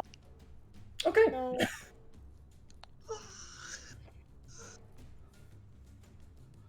Now it is the goblins group turn. Oh no. Let's start with you, Morrow, since you say oh no. The goblin immediately that you went over to hit, he dodged to the side, and now with a moment while you're pulling back your maul, he goes over and tries to whack you at the side of the head. Ah! With only a 9. Damn. He catches your maul as you're putting it back. As you're putting it back up, you use it to just parry the blow itself. Not a problem. All right. Switching over though. Let's see. Yeah, so these are do. This one kind of now looks back over at the one that just threw a dagger at it, but this one. And he's going still at Thorn because he is not an ugly bitch. He's proven it with a total of 21 to hit. Oh, Oh, my no! Right to the God. He takes his short sword and immediately jabs it right into your lower abdomen. Oh, You are gonna take some damage. Not too bad though. Only 4 points of damage. okay. Oh, sorry, 3 points of damage. Even less. Hell Sure. yeah. Oh, man. I can't add 2. Hey, bro, you good? You good, bro? Hey, yo, bro, you all right? I'm gonna like grab my side where he did and just stare at him. Yeah. And he just kind of and he pulls back the blade. He's got kind of a grin to his dude. He's ready to take you on. He feels so confident in what he's about to do. However, all of you hear another familiar sound suddenly. As you turn, and all of your gaze meets this goblin, who seems to be pulling out something that is lit now. It is on fire. You all remember hearing the explosion a second ago, and I feel as if you can all understand. Oh. Yeah, I get However, it. nothing's been thrown, as it seems that he's just lit it. But he looks like he's ready to throw very soon. Oh. Top of the round, back. Right before that happens, let's do this. Okay. Over here, a door opens, coming from the barracks. Thorn, you turn back and looking past your opponent, you see Iskall popping out, going, "What the hell's going on?" Oh shit! Not my fault.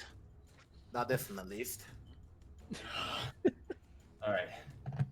Skull is now in the turn order with you guys. Good luck to all of you. Come on, All right. boy. Amar, Through for me. So as she's gonna kind of quickly move over to here, and as she states,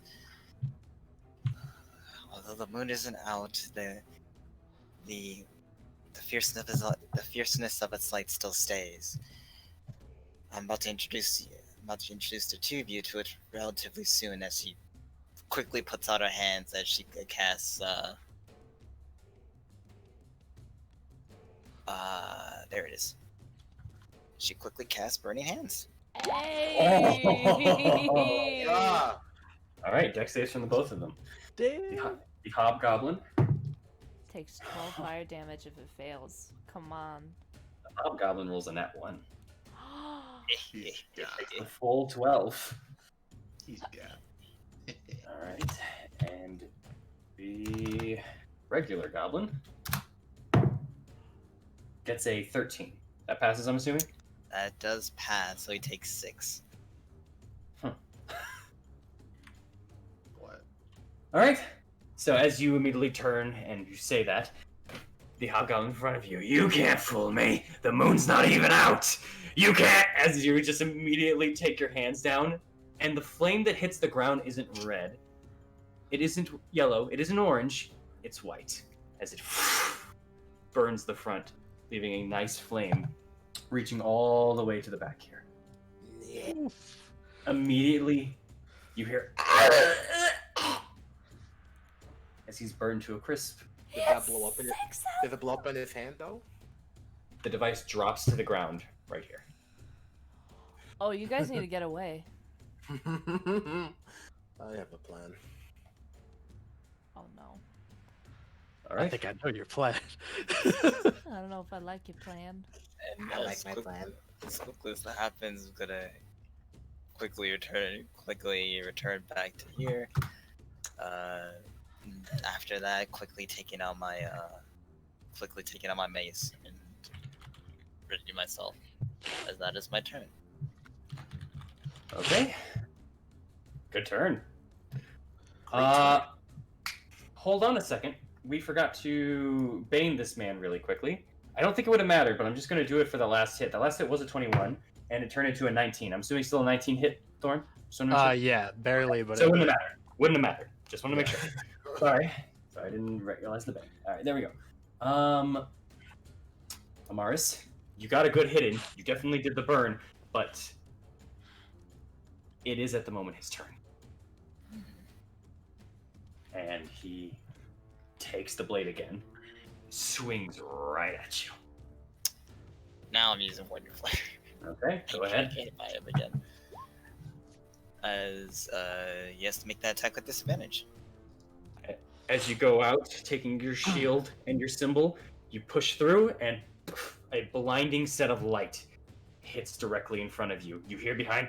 All right. He swings wildly with a 21 and a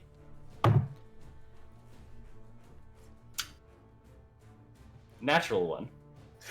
The blade immediately hits your shield. You feel the moment. You press back, you throw, and you feel a lighter sense. You immediately pop the shield down. The blade goes, lands 10 feet behind him. Shit. Nice. And he's going to go for just a direct punch at you. Alright. Cross chop. With strength involved, that's a 15 to hit. That is a miss. All right. The punch is immediately wild. It goes to the side. It does go right past your shield, but your armored arm just immediately takes the brunt of it as you just kind of hold back, flex, and push it. You definitely felt the hit, but you didn't take any damage from it. It's immediately brushed off. Gotta try better than that. He looks behind him.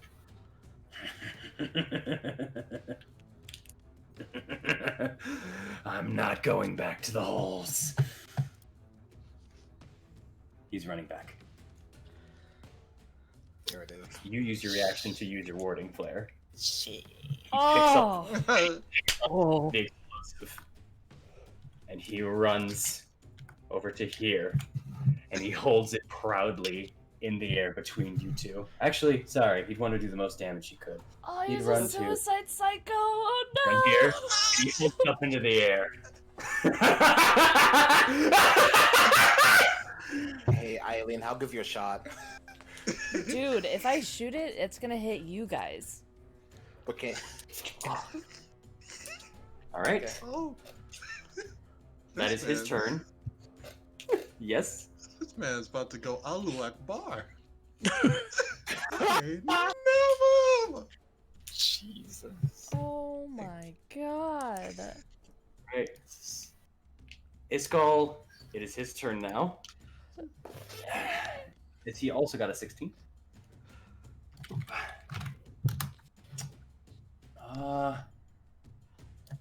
Let's see. Oop, did I move him? Oh, there he is. Oop, alright. So, immediately on his turn, he just kind of looks over at you and he goes, "Do you need help, Maro? Or none? Or do you need help?" He says, "It's you, Maro." Just gonna raise a hand. Signals I got it. Alright. He runs out. 1, 3, 5, 6. Shit. He looks over to the side here. He pulls up his spear, and he's gonna chuck it.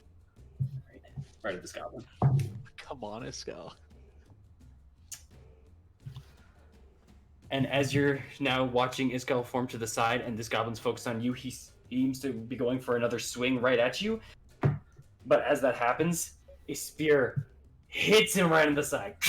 Oh, yes. There's him. Doing not enough to kill, but enough to put this man at a very low health point.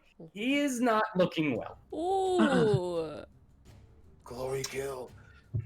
That your guard, homie? Shit. Yeah, it's my boy. It's my second in command. This man about to blow. Oh my. All right. That is Iskall's turn. Maro. It is your turn. What would you like to do? Do it. You can do it. I'm locked in single combat. I shall swing. Yeah, you got He this. He will know the power of my robe. He knows the power!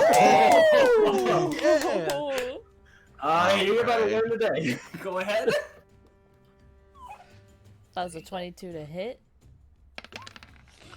10 10. bludgeoning. Oh, Okay. God. Kill me.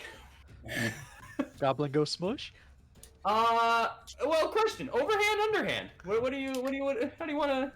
Underhand. Underhand? All right. Yeah.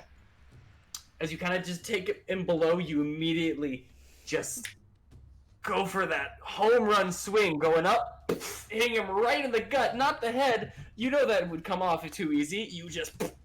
You feel the crunch of his rib cage right into the organs. Everything turns into a quick mess of soup.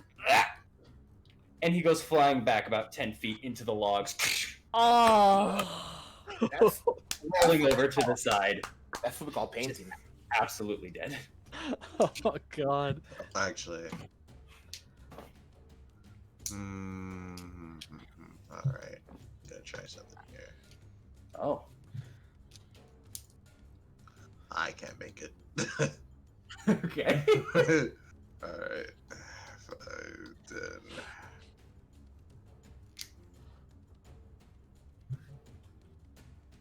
15. 20. 25. 30. Yeah. Alright. Alright. Done. That's it. Alright. Next up is this man right here, who immediately now kind of isn't locked in combat still with Thorn. And just and he begins speaking, saying something to this one over here.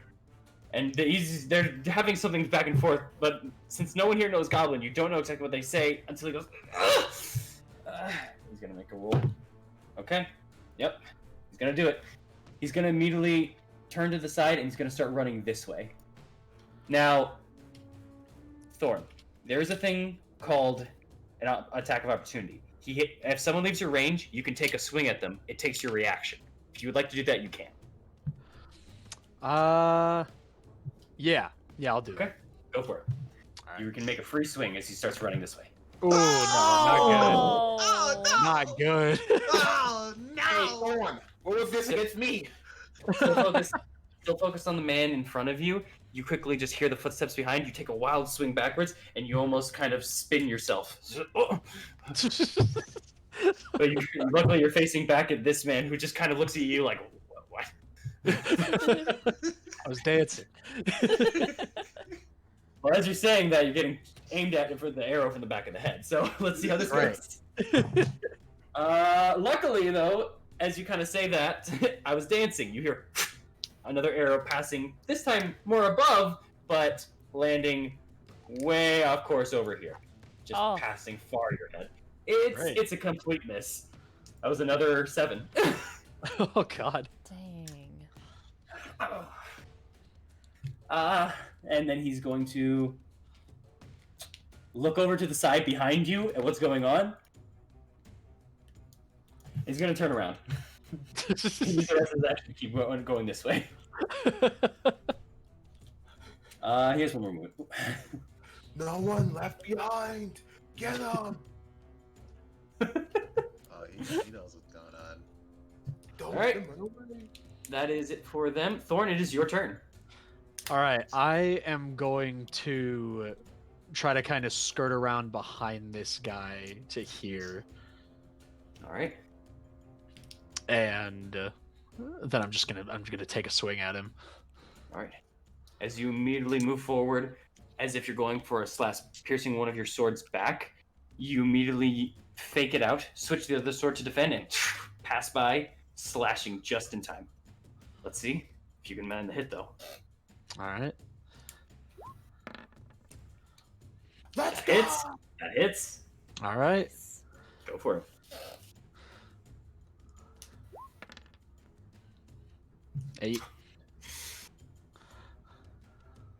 You are one to constantly make the message that goblins really shouldn't enter Tavern, and here's just another as you immediately slash through the side of that guy as he holds it, but he's also having to hold himself together as his back starts to fall before his legs do, and he immediately hits the floor. He is dead and down. Yes. You make The double team. God sandwich. Let me show you. All right. You Now- still have turn, yeah. Yeah, I still have an attack.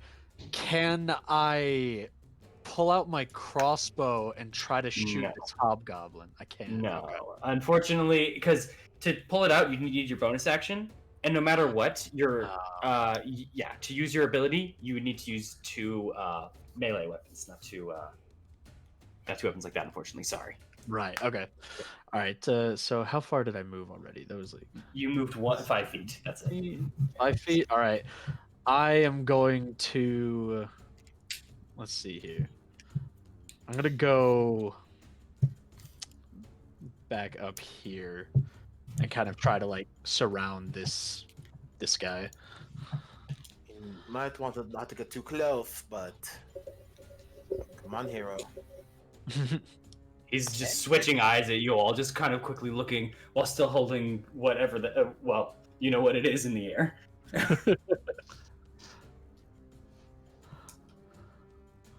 All right, is that your turn? Are you just gonna stand there? Yeah. I'm gonna sit here and just kind of keep eyes on this guy. Okay. Eileen, it is your turn. All right. I am gonna try something a little insane. 5, 10, 15, 20, 25, 30. Okay. Looking at the explosive, how far is the flame and the wicket to the explosive? I see what you're trying to do. It's within seconds. I'm gonna shoot at it to try to extinguish the flame and cut off that line. Oh my god. Just make a general attack roll. Oh have god, guys, wish me luck! I'll even tell you. With this hard of a shot, the AC is 18. Come on. You have to hit an 18. Oh, come on, Eileen. Okay. Come on, Eileen.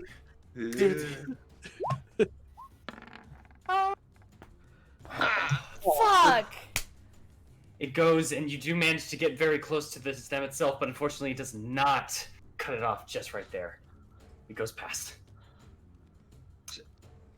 I'm sorry. Alright, seeing as she missed, she's gonna say, take out the explosive. Now. And that's her turn. That's all she could do.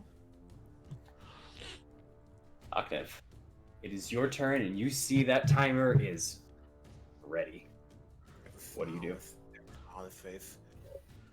Well then, friend, as I'm going to, I think this is enough. It is. I'm going to take my hands, both of them, put them to the side of me, and wait, clap again. But this time the hands are going to slide past each other as something starts to whirl in front of him. As I am going to cast Thunderwave and try to send them 10 feet back away from us.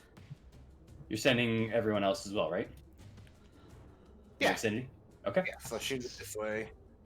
So, self 15-foot cube. Cube is centered on you. Okay. Oh, wait. Cube actually goes like that. Okay. So, I need Amaris. Yeah, Amaris, you need to make a save. Yeah, it's 30 feet. It's It's I'll make pushed it. 10 feet. 10 Yeah, feet. I need you to make this Constitution save as well. I'm gonna roll quickly for Isco. It's a natural 19. Isco makes the save. Yeah. Let's see if this hobgoblin makes it. Please fail, please fail. Huh. Oh, it's a con save. Oh boy. Yeah, this is the third time this man has rolled this. Natural 1. Damn. Hell yeah. Fuck yes. Can make. Michael, No! And Yo, you can push back is good though. Oh, but See, give wait, it- but I got an inspiration you though. got it for- That won't make it though. I can believe, damn it. Nah. It's probably gonna knock me out anyway, so I'm just might as well use it. Using your dead save. That's not. I don't think I can, so I'm just gonna. It wouldn't Oh, matter. damn. All right.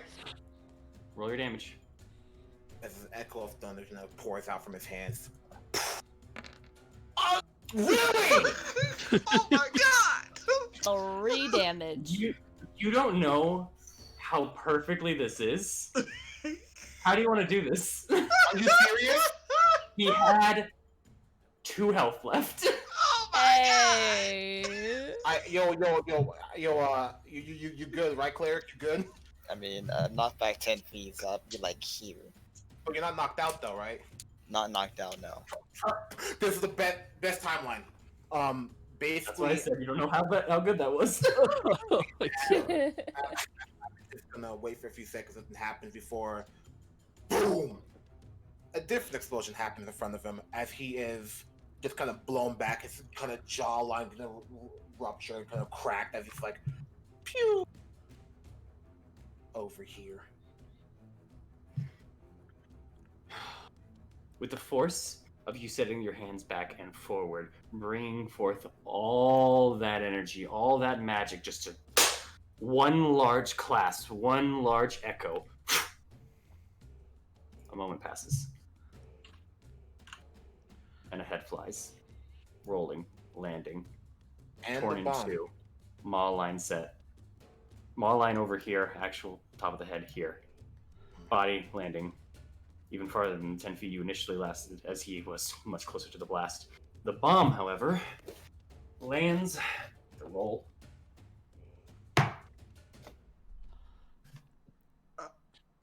Where? Right here. Here, save your Fethrin. You're welcome. I'm gonna back the fuck away. Well. All right. Wait, it's 20 feet? No. It's only 15. Okay. Oh my god. Michael, you're late. I just wanted to see the safe area. Okay. All right. Okay. You guys don't want me to do anything fun. All right. I don't want to die. I feel like that's pretty safe. I feel like That actually might have like nuked half the party. You're welcome. The bomb immediately flying past, going, just rushing.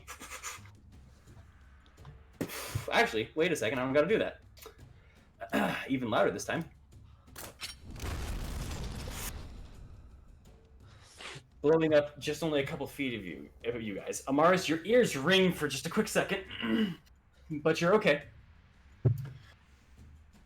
As you would have been much worse seeing kind of the explosion just right in front of you and feeling just kind of the heat of the aftermath. Even a little bit of the wind just hitting you. It's that would have been bad. That would have been real bad. But it wasn't. And all of you guys seem to be roughly safe. There is this guy still running if you guys would like to keep it going. Or if you would like to let him run. I want to shoot him out. Got it. Does anyone else want to do anything for him? Or I'm letting him go. Alan wants XP. Okay. I'll probably chase and try to cast something at him. Okay. He's going to try to run this turn. He's going to really try to dash and run out. You both have range on him right now. I will let you both make an attack out as he's going through. You're gonna get out of here for a second. You go first, Amaris, since you're first in initiative. Fair enough. It's not really an attack or roll, as he needs to make me a save. Well, he failed. I don't know what the save needs to be, but he rolled a natural 4. Well, that's a dex save, and it needs to take Come on, full damn. 1. As 1 you radiant immediately- damage. As you immediately send out the white burning light, it's about to reach him, but you see it immediately about to hit the tent too, and you don't want to damage it, so you just turn to the side, you minimize it. You just hear, "Ah!" as he's running through. He's still alive. All right, shoot him. I'm gonna get closer as much as I can. Let's see, 5, 10, 15, 20, 25, 30. Let's see, You're right here. you're still within range from his running distance and your maximum bow distance. You're not even in disadvantage range at this point. All right, I'm gonna shoot. That's a miss. 12. Damn. Yeah, that's a miss. Yeah. This ship inspired you. He is still booking it. He's running. In fact, he's dashing running. He is just on the run. You guys could try to do one more round of attacks if you want, but he is now around, at this point... Oh, excuse me. At this point, he'd be around near 200 feet from your guys' range. If I walked closer, would I have disadvantage? You would still have disadvantage walking closer, because he spent 2 turns basically booking it. The last turn he ran, and he was at the cusp of your range. You watched 30. He ran a 60 set. Plus his... did I not move close? I would have also moved closer and tried that too. No, I know. Your Sacred Flame is 60 feet? Oh, you're out of range for Sacred Flame now. At this point. Yeah. And I would be at disadvantage. You would be at disadvantage, but you could still hit. Nah. Actually, wait. I did the math real quick. Hold up. My apologies. If you ran towards him, you get one more shot without disadvantage, but just barely. Yep, I'll run towards him. One more shot. Okay. You can go for it. 5, 10, 15, 20, 25, 30. Alright. No. That's unfortunately. Yeah. Damn. He just immediately covers his head. He, in fact, throws his bow away and just keeps running. He just has his hands up now. He's just running back to the hills as fast as he can. He's not. He's just keeping his head down, just running, hands still in the air. All right, I'll let him run. Okay. All right. With that, combat's over. Victory screech. I believe that freed me from my contract, Mr. Thorn.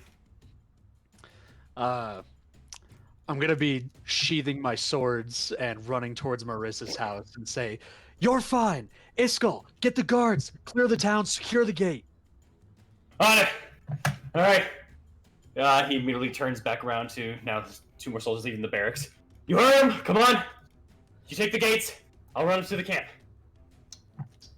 And he immediately starts booking it this way. I bet my water is warm. Oh. As they're like doing that, I just want to calmly walk over to the hobgoblin and investigate what happened to him.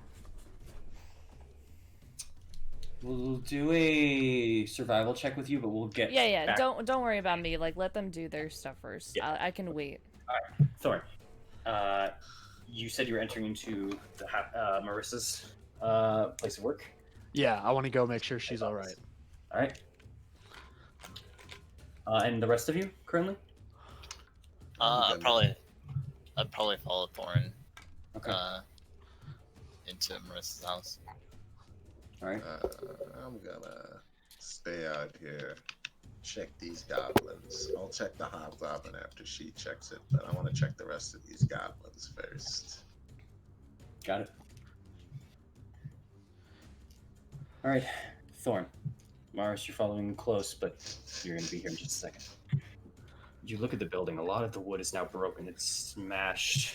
You actually look inside and you see that at least most of the building is still held up, but some of the support beams have fallen from the roof. You're kind of just checking through currently. You don't see Marissa right now. How stable do these support beams look to me?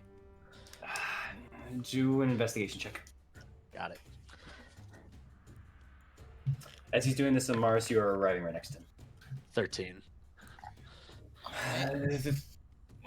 You did construction pieces yourself. You're pretty certain that at least in the middle and on the inside of the building, like farther in, they seem to be okay. The ones at the top currently, they're kind of bent and set. The ones that are broken, you think are already broken and nothing is going to fall. You hope. That's pretty much what you can kind of get in just a quick look. Okay, I'm gonna try to like climb over the rubble and get inside then to look and see if I can find her. Alright. And then he's arriving at the house. guess if noticing that he's trying to climb in through that, can I see if I can try to go in another route? Maybe like if I guess if this is the front door, can I see if I try to go That into is the the front door. door? Right there. Okay, that's fine with me. Immediately heading in, it is currently unlocked. So you are free to open and just walk in. You kind of immediately see the open entrance in the side there. So Yeah, I would noticing it's unlocked, just go in and open the door and then rush in at that point. okay. Aknev, I see you're there. Are you? Oh, you're going over there. Okay. Oh, what happened? I just wanted to know what you were roughly doing. I saw you. I thought you were moving from the side. I'm gonna take this shovel It is mostly broken, but all right. and I'm gonna enter this house then and see what I could help. Air quotes. I got you. All right. Amaris, as you're walking through with that passive perception, as you see Thorn just kind of walking over through the rubble, and just like looking, like just kind of just frantically checking. You're not even fully sure what he's checking for in here, but then you see maybe about 5 feet in front of him, he's about to step on what seems to be a hand underneath the rubble. Immediately gonna call out, look out! She looks as though she's buried under the rubble. Give me a hand as I rush over to the rubble and try to dig it out. Got it. I'm gonna go help Amaris, and can I look back at Aknev, see if I notice that he picked up that shovel? He walks in pretty plainly with a broken shovel, looking at your guys' direction. All right, Aknev, make that shovel useful. Help us get her out.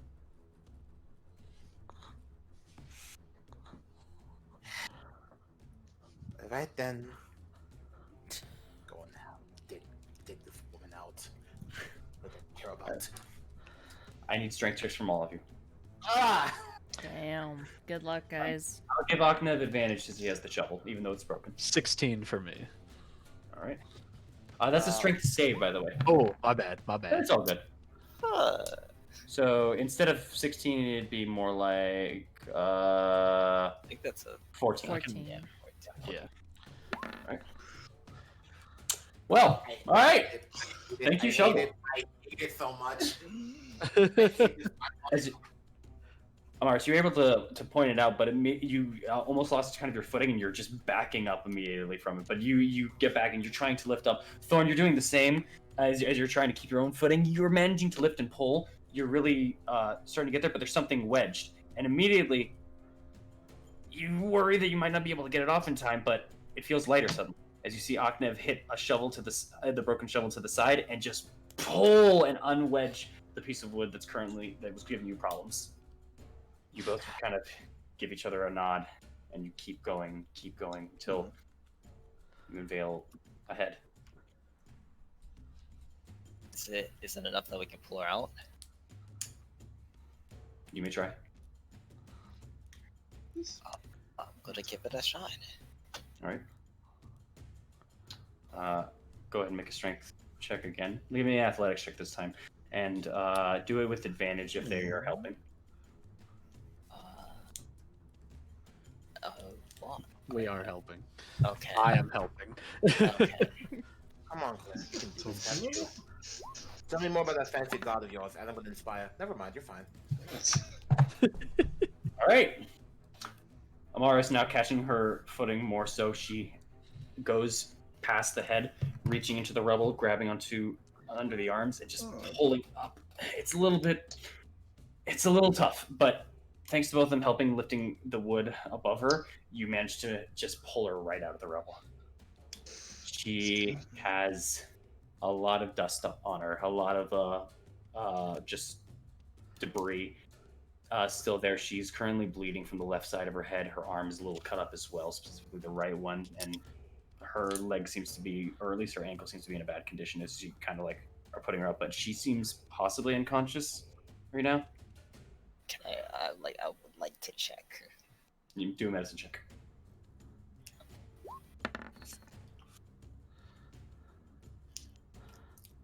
She's breathing shallowly. You look at all the wounds. You currently see now doing an inspection, there's actually a piece of wood that is puncturing her thigh. Oof. Oh. Nothing about her seems to say that she's in dire straits or anything of that nature, but that's gonna hurt. And she is currently unconscious. But she is alive. Okay. I'm just gonna look at Thorn, just like, help me with her. Let's try to get her out of here. We could take her to Bolo's quiver. Gareth helped me before. Right. Let's go. All right, I help Amaris pick up Marissa and bring her over to the tavern. All right. While you guys are doing that, Morrow, Eileen, Mm-hmm. you two are over there. Morrow, I'm assuming you were still just looking through. You're just checking the bodies of the goblins, just general loot, or are you trying to figure something out? I'm trying to. These guys came in with a plan, you know. Blurred, like they had bombs and everything. I'm trying to figure out what. I'm trying to figure out, like, you know, I'm trying to figure out, you know, what was the. I feel like there's something more in the motive than he stated, you know, than the manifesto he stated. I'm trying to figure out, like, what was the real game? Like, what was going on? Because he was. It seems off. Okay. Yeah. Do an investigation check then. But while you're doing that as well, Eileen, you do me your survival check because you were trying to figure out what's going on with this person. Yep. And unfortunately, you have a very messed up corpse. As you were trying to figure that out, you're just going through and you see something still moving in him. On the top of his head, although he's completely more than decapitated. His head is sliced almost in two. Or, sorry, blown up in two. The top of his head, though, is still pulsating. Yeah, I want to. Is it open, or is it like still within the skin? Underneath is open, but at the top currently it is not open. Okay, she's gonna get her hands at the top of his scalp and try to dig deep, see what's in it. Okay. As you're doing that, you feel like you're squeezing something, pulling something. There's something underneath. Disgusting. It's moving. It's writhing within your fingers. Oh god.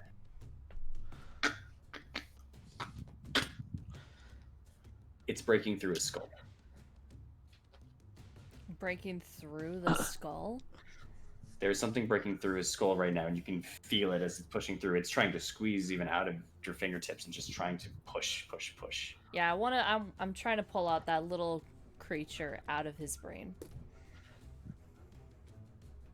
Are you waiting for it to pop out and then pull it, or how are you trying? I said I was going in the skull and the scalp, trying to pull it out. Make me that athletics check.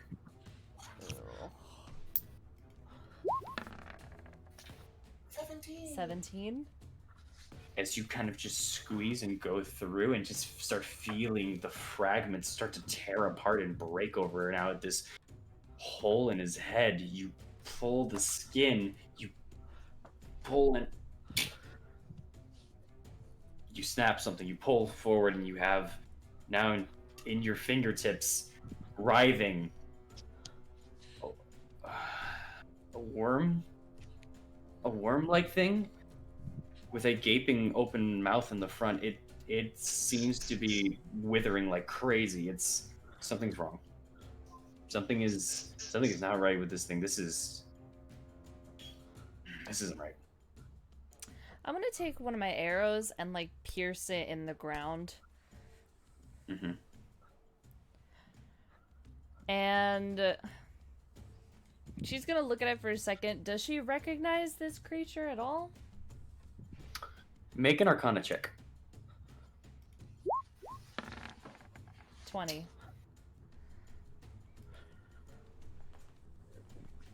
You actually still you don't recognize it per se, as you've never seen one before.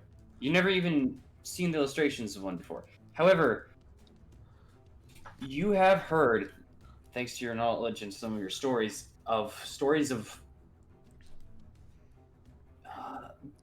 well, as your local travelers have called them,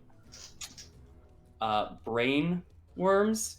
Essentially, it's just a worm that's supposed to crawl up through your ear while you're sleeping in your camp, and it rots you from the inside out. It takes over your mind, it withers your brain and eats at it until there's nothing left, slowly making you crazy. However, this is a tale told to you by maybe about 3 other campers that you've ever been with in caravans, and it feels more like a tall tale than anything else. One of those things that scare you, like those fish that bite you when you jump into the river. This is, however, a live example of what they called a brainworm. You're sure there's a better name for it, but that's what you would know. Alright. Then after she figures it out, she's gonna loot his corpse, see if there's any money. Okay. What about the brainworm? Oh, yeah. I forgot. Sorry. Hey guys, does anyone know about magic or deep creature knowledge? There's a worm in his brain. Looks like that's why he was acting crazy. Can someone check it out? Looks like it's gonna escape very soon. Thanks. And loots his body. Okay. As you, I'm assuming, drop the worm to the side then. Well, it's pierced with the arrow. Oh, right. Like the worm, like I said, I took like an arrow from my quiver with the pointy end. I want to stab it into the ground so it's like writhing or something. Yeah, I misunderstood. Yeah, then it is very much just writhing on the ground there. Yeah. It hasn't stopped. All right, so you're gonna loot. Maro, you were checking through. You make a. Oh, you already did. You made an investigation check. Okay. What you can kind of tell, just at least from this dude, from this goblin's body, he's not carrying anything on him, at the very least, that you would think would be anything in the form of creating or making explosives. You're not even sure. Maybe he just didn't bring his tools with him. Maybe he only brought combat equipment. You're not exactly sure how he came into contact with this. An idea even comes to you where you try to check his hands to see if they're blacker with some forms of soot or something, if he's working with gunpowder or something, but no, this is nothing here.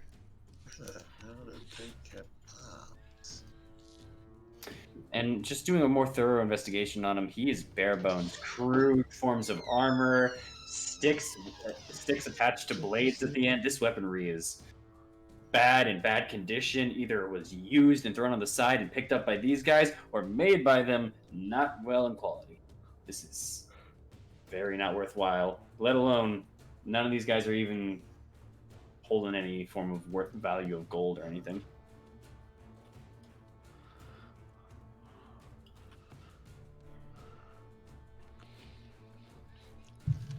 Same thing goes for the hobgoblin, I'm assuming.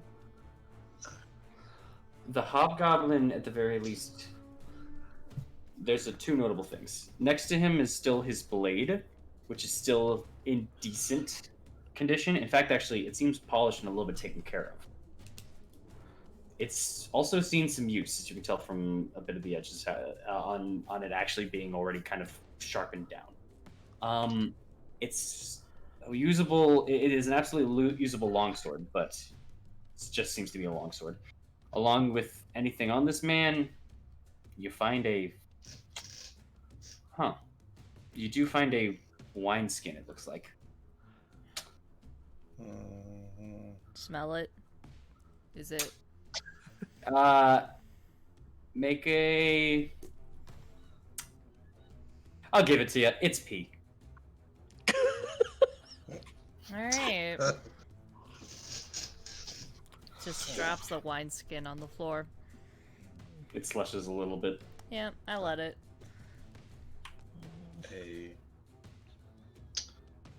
so I think I might want to check. I want to check this guy's brain. You know, Uh-huh. it's like I want to check this guy's brain because the worm was like in this guy's brain. So like, let me just do an autopsy real quick. See how bad is the damage. How long was the worm there? I'm trying to see how long that worm was there. Do you have proficiency in medicine? I do. I'll allow you to make a medicine roll. Dr. Morrow on the case.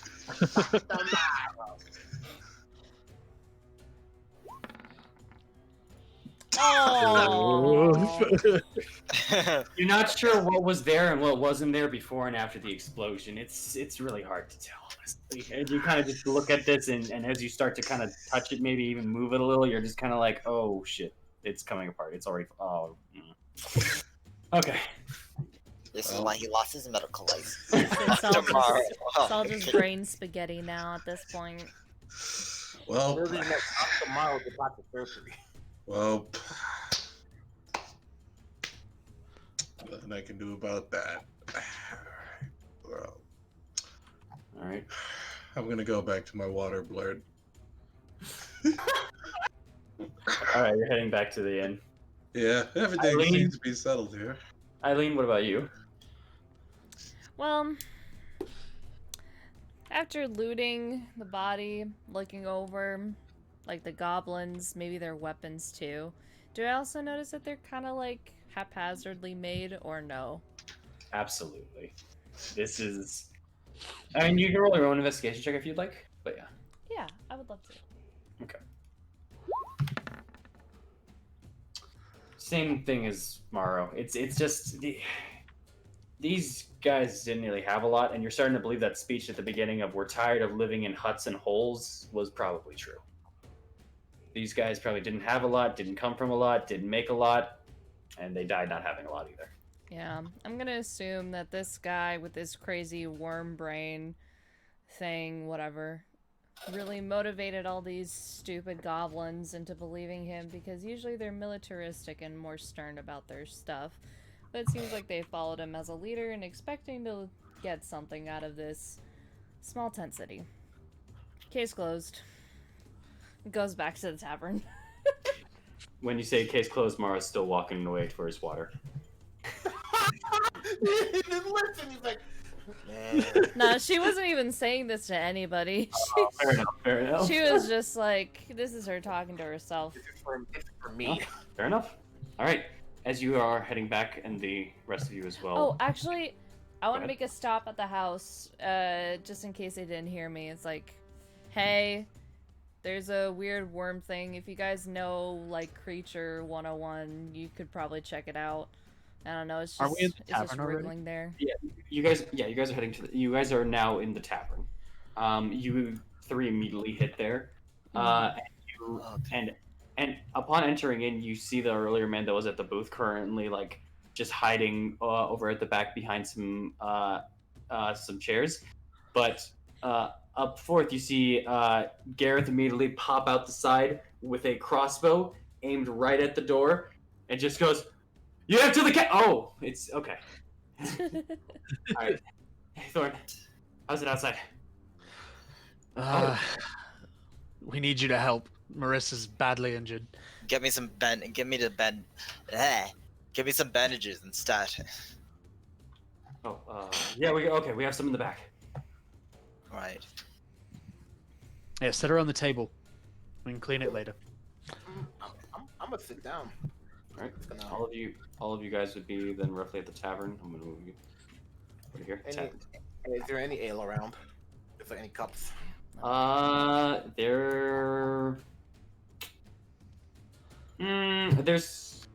There's a cup of water on the Drink that. table currently. Drink that real quick. Okay. Hard. All right, drink Hard. that. It's a little Hard warm. today. It's a little warm. So as you go in there and you're doing that, you're going to the bandages. Just kind of sitting through. Marissa is now on table, just set ready in front of you guys. He comes back with the bandages rather quick. What are you guys doing? All right. I'm gonna look towards Thorn and just say, "All right, on the count of 3, I need you to we need to remove the stake from her leg. On the count of 3, I want you to remove it while I quickly wrap it up to prevent any further blood loss from the removal of the stake. Got it. 1, Smith, you can do it. 2, 3. As Rip it out. yeah. The moment that you rip it out, I want you to make a medicine check. Let's see. Medicine. I can do that. Yeah. Ray for medicine. 12. What inspired you? Oh, did you inspire me before? Or I was as though you were doing it. Yeah. is If that you'd all? like, you could use the bard. I didn't. You could use inspiration. It's a D4 6. or D6. Sorry. Yeah, no, I'm using that D6. You kidding me? That's a 15. There you go. All right. So as you immediately just kind of pull it out, Thorn, as you're kind of just looking at Marissa, hoping she'll be okay, you immediately hear a "Oh!" and she immediately grits and kind of hits the shoulder right to the table and just kind of pulls herself up. Oh! Quickly bandaging it. It's like, I'm sorry that hurts, but it needs to come out. I'm gonna put like an arm on her shoulder and be like, "Easy, Marissa. It's okay." What happened? Goblins attacked Fethrin. They bombed your house. Oh, the fucking. Okay. Right. I was next to the door, and then suddenly. Okay. All right. Let's come back. Oh, fuck. Ow, my leg. Oh. So unfortunately, this is all that I can do at the moment. I've already used all that I can. If you give me till tomorrow, I can at least make this. Actually, I could be of help. The dwarf behind you kind of shudders up. Just get me going here. Oh, okay. And he goes ahead, puts his hands together, clasps, and brings them forth, mutters something, and puts his hand right on her leg. She'll heal back for her. Oh, wow. She's full. Great. Yeah. Sick. You're aware, Thorn, Gareth does have the ability to heal. Right. He casts Cure Wounds. You are familiar with Amaris, and All right. she seems a lot better. The wound starts Gareth, to you're a lifesaver. and you see actually an extra piece of wood just pop out before it closes up. Oof. Thanks, Gareth. No problem. It's what I do.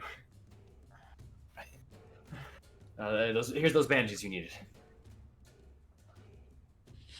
Just kind of look at the bandage. I guess look at the bandages. Then kind of look at the Oh, bandage I kind of already used. Right. Actually, I'll take those, and I'll kind of like motion to the stab wound in my abdomen. Right. Yeah. Oh, and you too. Is he's pointing to Mars? You're 3 hit points out of 11. Yeah. yeah. As Amaris has been talking every once in a while, she's just been she kind of looks up at the ceiling, and it's not because like she sees something. It's because you notice her head is tilting back, and she might be fading from consciousness, but she's rung it in back twice now. she's holding. She's holding. I need to be more careful. Just like, all right. Is there anyone else? Is there maybe there's anyone else that maybe you're living with by chance that may still be in the house, or No, that wasn't my house. It's just it's where the mayor works. Any government officials, just that's it. No one's there. I'm the only one. okay. Rufus was over at the construction site. The rest are at the camp. How's the rest of the camp? I have Iskall and the rest of the militia checking on it right now. I believe it's all right. We killed everyone that attacked, aside from one goblin archer who ran off into the forest. We decided not to pursue.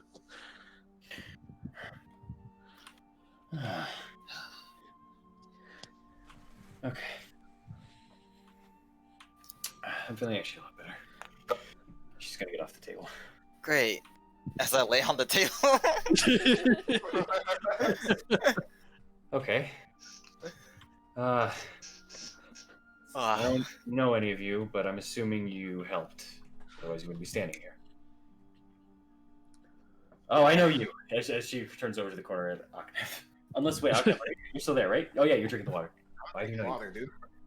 Snap my fingers. I'm gonna go over to Gareth and be like, Gareth, all these people fought for the town, get them whatever they need, help them however they can. As far as I'm concerned, they are, well, part of us now. So do I have to leave tomorrow then? Aknev. I look away from it. It's fair. As that's kind of going on, both Mara walking in first, followed by Eileen, who informs you of the worm. Mara, as you kind of get over to your water, you see the cup is empty. But it's filled within moments later as Gareth comes back with the pitcher as he saw you walking in. Who drank my water? He immediately stops pouring and starts walking away. Son. When Thorn dropped the bucket of water, did it all spill over, or is there some in there? If you go over to the front and check the bucket, you can see that there's just a tad bit in the front. There's enough to sip on. That'd be it. I'm gonna pick up the bucket and say, I'm gonna go finish up that job. Thorn, if you wanna come make sure I do it, you can, but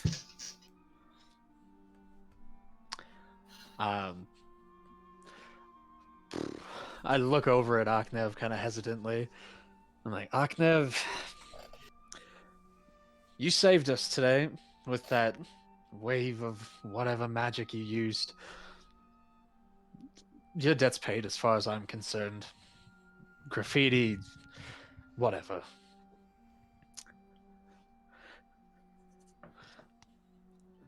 all right then. I'm gonna drop the bucket on the ground and go back to fitting.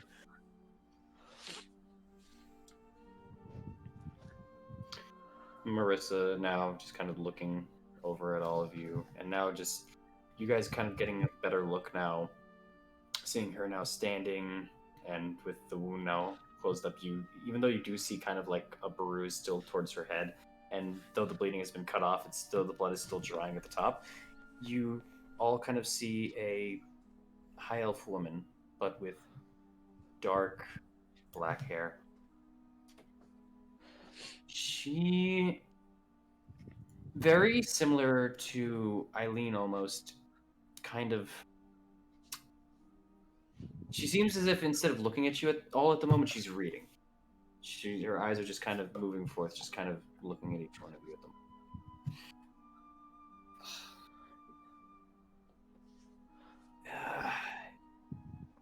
moment. I'm sorry. I'm sorry that we can't exactly repay you guys for this. But I do sincerely mean thank you for saving Fethrin. The people here are working a lot to make something out of this town, and for it to just be ruined by a couple of goblins would have... Oh, that would have been so infuriating. Don't, at least for me, don't worry about the payment. That's the fact that I can help is payment enough. You guys already look run down as a town anyway, so looks like you needed it. Luckily we were here.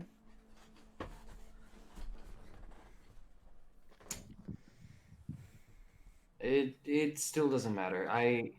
I'm not gonna feel better about it, but I will do what I can after I assess what damages we've taken has been done. See if I can do anything for you guys. As he said, the meals are on us for right now. Thank you so much. I'll check on what's going on out there, and you just sit tight. I'll be right back. I'll have something. I promise. Thorn, Right. thank you again. I'm sorry, your names were? Amaris. Maris? Eileen. Eileen. I heard about Acne second. the second. I didn't hear about that part. We haven't met before, but I did hear about you from last night. I hope you did. I kind of look over at him. I'm like, Aknev.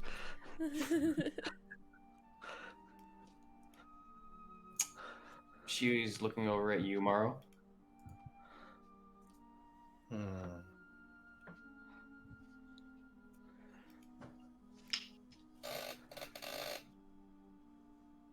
A small meal, bread, and I need more water, as my cup is empty. Oh, We'll get that to you. I'm just wondering what your name is. Morrow. Morrow. Okay. Morris, Morrow, Aknev, Eileen. Thank you all. From the bottom of my heart. For Fethrin itself. Thank you.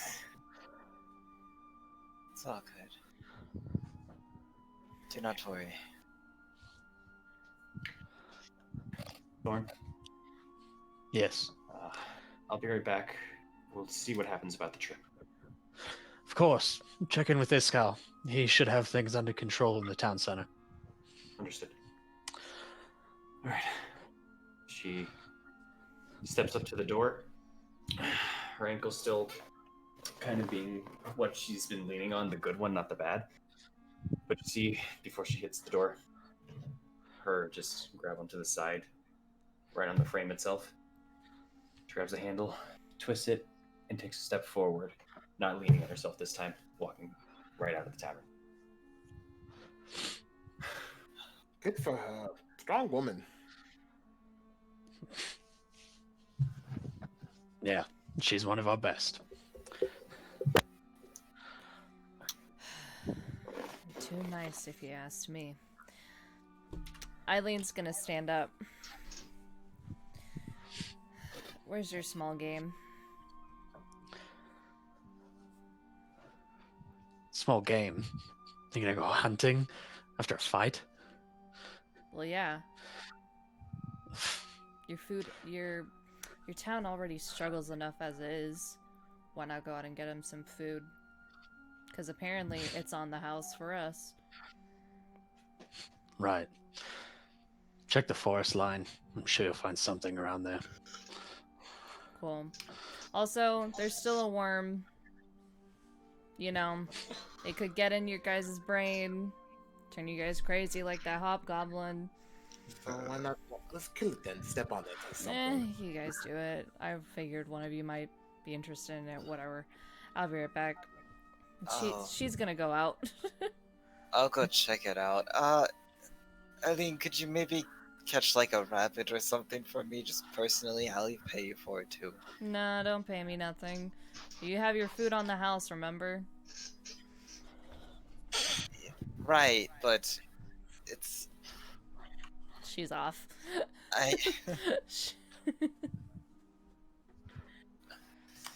Just gonna kind of look back and just like... Is it just one meal or... Oh. No, I'm getting some for everyone. I'm actually gonna be cooking up for the town real quick. We're gonna see who needs. You were just cleaning the slate today. Any food and all for today is gonna be free. But I'm gonna set you guys up first. That's all. But we can get like seconds, right? Or thirds. Yeah. I think we got enough for that. I'm sorry if I'm intruding, but I do eat quite a lot. No, you're fine. I understand that. I understand those things. I'm gonna just take stock back real quick. Just give me 10 seconds. I'm just gonna Right. go back. You do that. 10, 9, 8. Aknev. I mean, I still have those bandages. I'll toss the bandages over that I assuming I took. I'll toss them over to Amaris. You need these Thanks. more than I do. Yes, I do. As I quickly start bandaging myself. You got a lot of blood all over you. Really miss with your pale white look.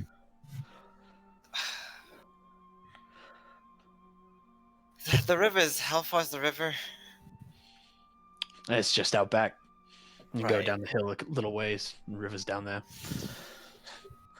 If you need me, I'll be there cleaning the blood off of these vestments. Got it.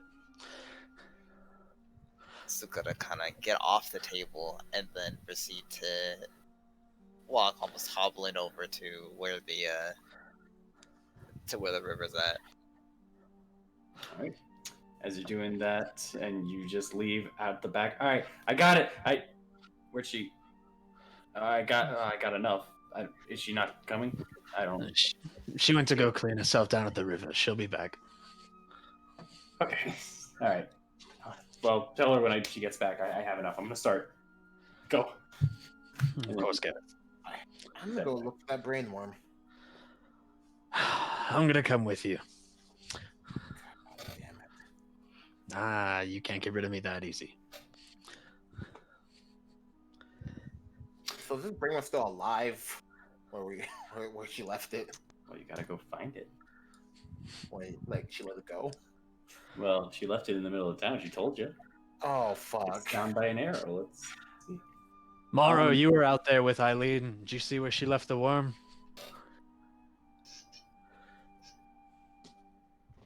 I think he's eating the water and processing it right now.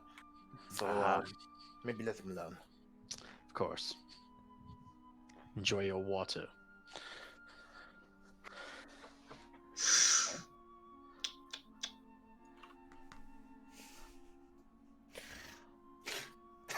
Okay, we leave. Yeah. As you two now head out over, you do. It's almost so easy enemy to spot. It's only a couple feet out. You see an arrow on the ground. There's multiple, but this one is directly down on the ground. As there's one here, and another one over here, but all at angles. This one's piercing the ground directly. Oh, I forgot something. Thank you. I'll go look for my dagger. All right. Right. I guess I'm gonna bend down and look at the worm. All right. It is at the bottom of it. It is currently at the bottom of the arrow itself. It is not moving right now. You even see a little bit of something to the other end of it.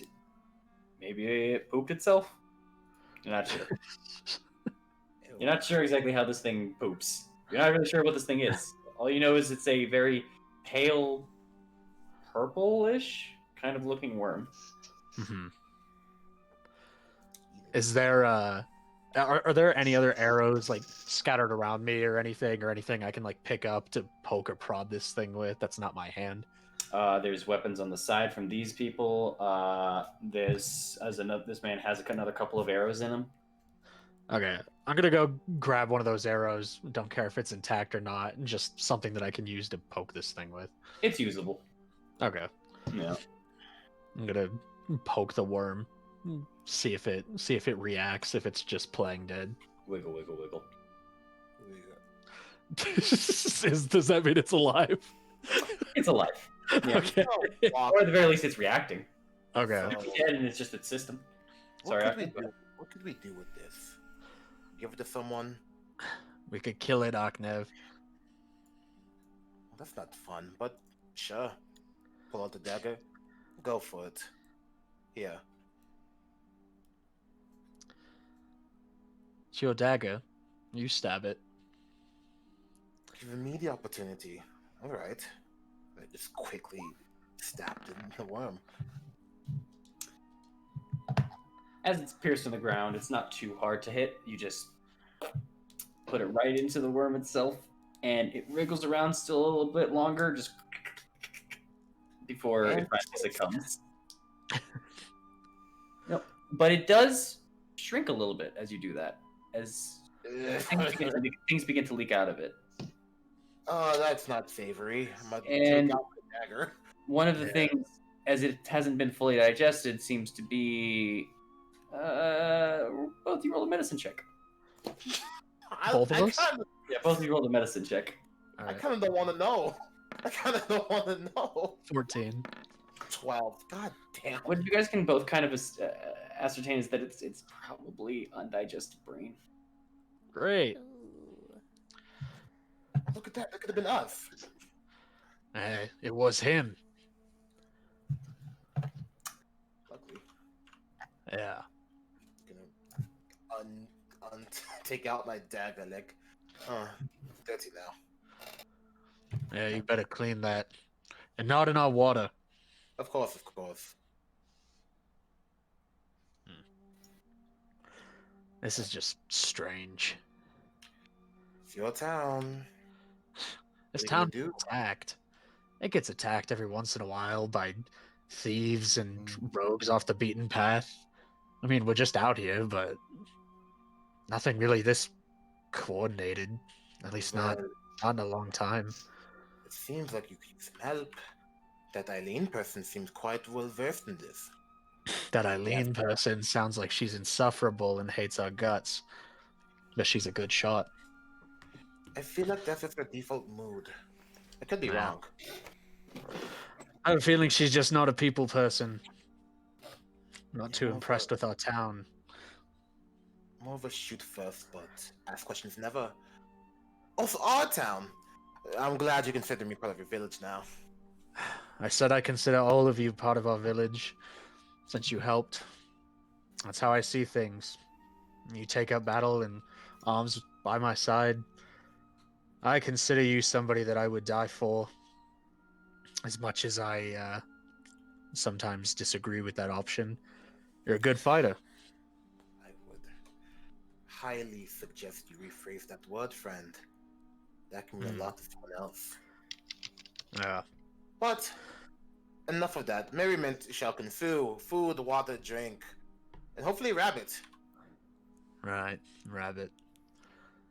I'm gonna kind of just look around at the bodies for a while and kind of think on the past. As you're kind of even doing so and just checking through and just going, something you may have not noticed at first. Next to the building, you see a tent that seems to have been caught in the explosion. A big gaping hole on the side of it. Mm-hmm. The benefit to Marissa being inside the building is that it was slightly at least fortified, so the blast hit the wood first, and then the wood had fallen on her. However, as you get closer and just kind of expecting things, you see a burned, scarred corpse inside of it. Human. One of your own town. Fuck. Oh, I go and kind of kneel by the body.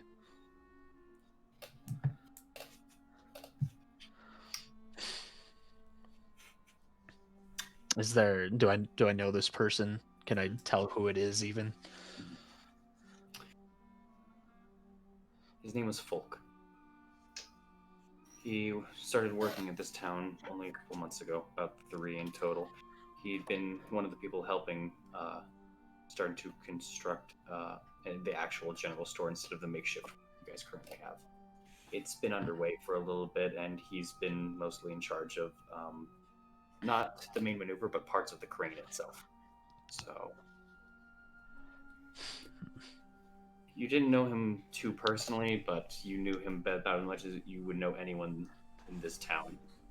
Good Right, enough for how small it is. how small it is.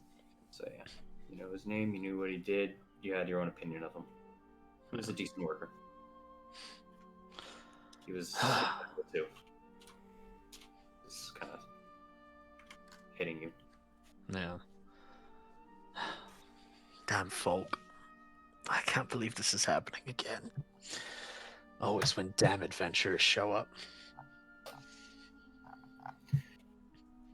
I look at his body and leave the tent and go kind of inspect things around town, make sure nobody else had got hurt that I wasn't aware of. Okay. No. That seemed to have been caused by the explosion, not the blast that you did. Was it from the second explosion or the one that like got pushed over here? No. It is this one over here.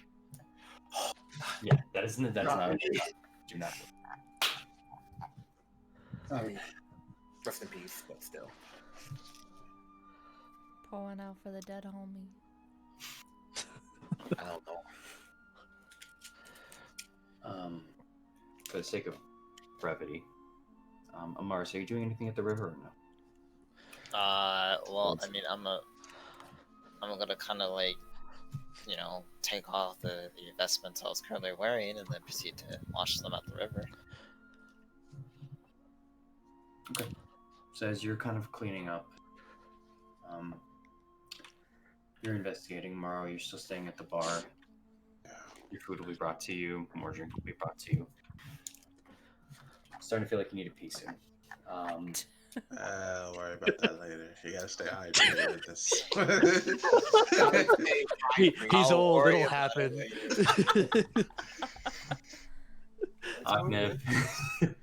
Aknev, you're still kind of roaming a little bit.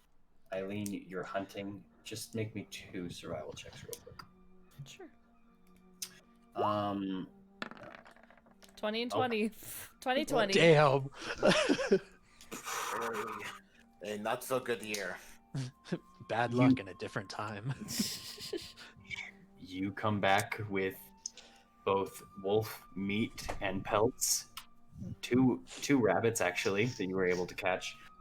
And yeah, that's about it for the time that you were out, because you were out for a while. But 5 hours and that much game? Pretty good. Not bad. Not bad for yourself. Not bad at all. That's pretty insane, actually.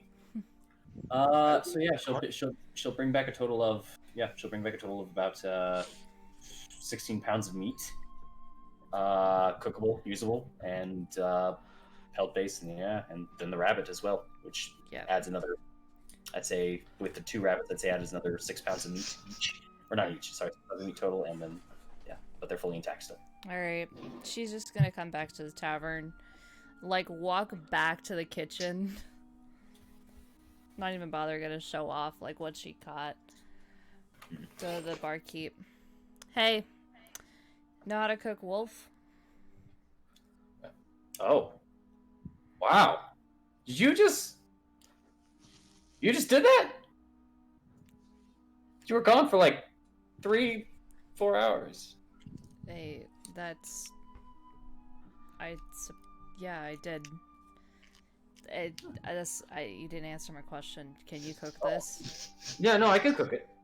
Okay. And Hand it over. rabbit too? Yeah. Alright. If you need help, let me know, because, you're literally one person running one building. Oh, I'm fine now. The night shifts here. Oh. That was just the morning and afternoon. You guys kind of caught me off guard. That's all. She, looks over to, the night shift. You guys should probably help him. Kind of an asshole thing to do, leaving him one morning and afternoon. Oh, they drops the pelts here. They work construction. Okay. How dare we're gonna take this man with fast food by himself. As that's happening, and Amaris, you clean yourself over. Everything's good for you now. Essentially, you are now back in. Also, I will switch you guys back over to here. Thank you.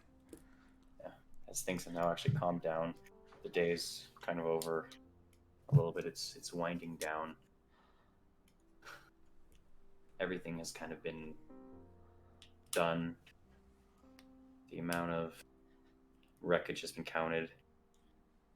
Luckily, apparently, those things only had the 2 bombs that you both heard. No more There were still 3 casualties as everything went on. You all got your food, you got your drink, you were served. You got thanks from people of this town as well, as they were coming through hearing what happened. Whether or not you truly feel it, or reciprocated more so, you do feel a sense of appreciation for this town. And you did something good here. Today, all of you did something good here.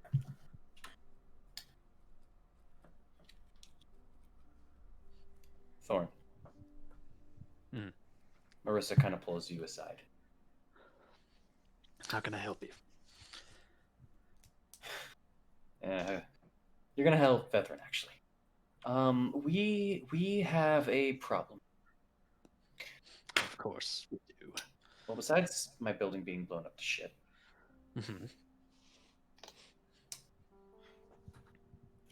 we're still using that building for a lot of our papers and some of our storage. Right. We've lost a bit of the grain that we were going to use for the harvest this coming spring. Of course we did. And we don't have enough. Either we'll starve, the horses will starve, or something like that. Either way, not good. Plus, we need now more wood to fix up this and continue the building process. And no matter which way I'm looking at it, we're fucked unless we can convince Morrowind to help. You will have to head out tomorrow. Do we have a cart that we can take? Absolutely. And we still have a horse as well to pull it along. Okay. The thing is, though, we still need people here. We lost 2 of your soldiers in that fight. Yeah, I know. So, just take other soldiers with you. We need a skull here while you're gone. The 2 of you, I'm sure, can make it alone, but that's too much of a risk for this town. And I wanted to still thank our friends, but I finally figured out a way out. You want me to escort them to Daggerford? Well, it's not really just an escort. We're actually going to use some of the extra money that we're asking for to pay for them. I'm not going to let what they did here today go to waste. I mean, that's generous of you, but we could use that money better here. We still have construction that needs to be complete, food that we need. Eileen keeps shitting on our town, but we need It's what we need the money. It's fair. It's fair for them to be paid for what they did. I understand. I'm not going to pay them any more than your average soldier would. They did basically that. They did that work. They also, as far as I was aware and from what I've been hearing, stopped them from blowing up more of the buildings. Right, they did as well. And if we really can't spare people to be going with you that are already here, how about people that aren't? It works out.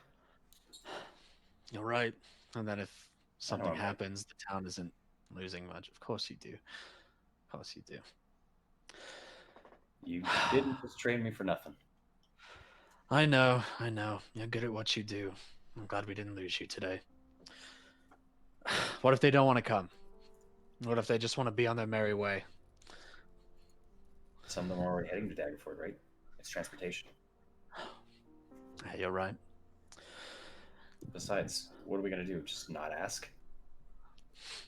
Yeah. All right. I'll pitch it to them. See if they'll take it. I'm sure at least one of them will. It's better than nothing. Yeah. Good luck. Oh, all right. You can offer them full soldier monthly salary. 3 gold each. Okay. You want us to leave tonight or in the morning? Morning. You've been through a lot today. All right. Thank you. All right. I'll inform Iskell and the rest that I'll be taking leave, and I'll inform them tonight of the plan and see how they feel about it in the morning. Got it. I'm gonna go take a... All right. I've been up since and I got bludgeoned today. So, I mean, to be fair, you did sleep a little bit after the building fell on you.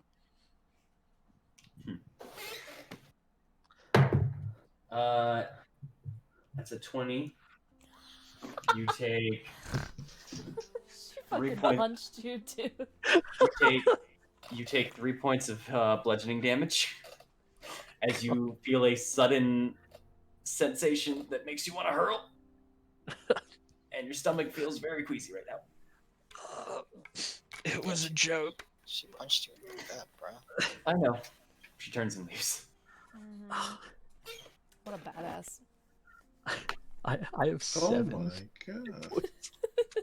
look like Yeah, you do. yeah, you do. Hey, yo, this is D&D. She punched you first. You have full right to punch her back. Come on, throw hands. Yeah, I know, man. Hey, she gave you the day cool. Don't give her that night cool. Put her to sleep, dude. All right, I'll kind of hold my stomach / wound from being stabbed earlier and kind of walk out of the house. All right. She's gonna walk to her own tent. All right. You know everyone's still in the tavern at the moment. All right, I'll head over there, see what's going on.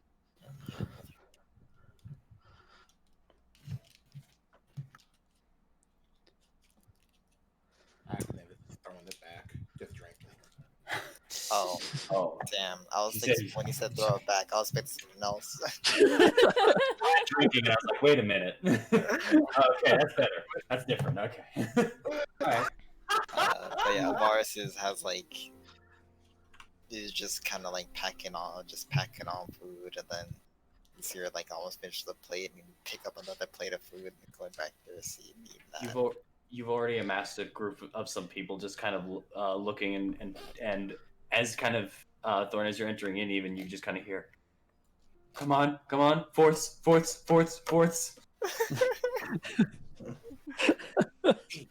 through. All right, I'll kind of walk in and just kind of lean up against the wall, and let them for a moment, just kind of let them enjoy whatever they're doing. Just kind of survey all of them. As if everyone also would like, you could have taken a short rest at this time if you want to get that health back. It's up to you. Yes. Oh yes, please. Yes, yeah, go ahead.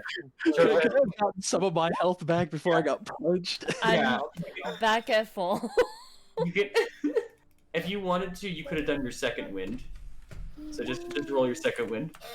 Oh, okay. Yeah, I'll do Alright. that. Exactly enough. Ooh. Yep. Everyone's at full. Wait, y'all took damage though? Oh. Oh, okay. It's like that? Is it like that? Should I throw hands? I just asked the question. We throw hands? What the How do I roll my second win again? It's okay. Basically, what you do is on your character sheet, there was your second wind. So similar to how you roll a longsword. There you go. Yep, that is enough, but you got brought down 3 as well, so you're back to where you were before. You do have another second wind if you would like, essentially, because you took that short rest. I mean, we're gonna rest. We're gonna rest again through the Yeah, night. you're fine. So yeah, I'll Alright. just do it again. Yep. All right. No, It's all jokes. It's all jokes. All right. Ooh. there we go. Nice on second one. Lovely. All right. So, with that being the case for that, that's what Amaris is doing. Mara, are you still drinking water? How many cups of water have I drank? You could have drinking so many at this point. It's up to you, actually. I'm drinking water at an even pace. I had a little meal and things like that. Oh.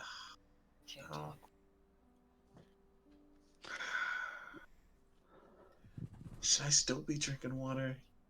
You literally been drinking water for 3 hours. I can't talk right now. Hydro, homie. Actually, no, 5 hours. You've been drinking water for 5 hours. Yeah. You know what? Yeah, you know what? After about after about an hour or two, that's enough water and food. So I guess I'm just gonna sit down, right? Mm-hmm. And I'm gonna pull out because sort of have this game Mm-hmm. I'm just gonna pull out this 3 dragon ante set, and I'm just gonna set it up. I'm gonna see who comes. Okay. Well, that looks like fun. Might as well join in. There you go. Tell me, how you play this game, old man? Think you roll the dice. All right then. So, how much we betting? I don't bet. Just for fun kind of guy. All right then.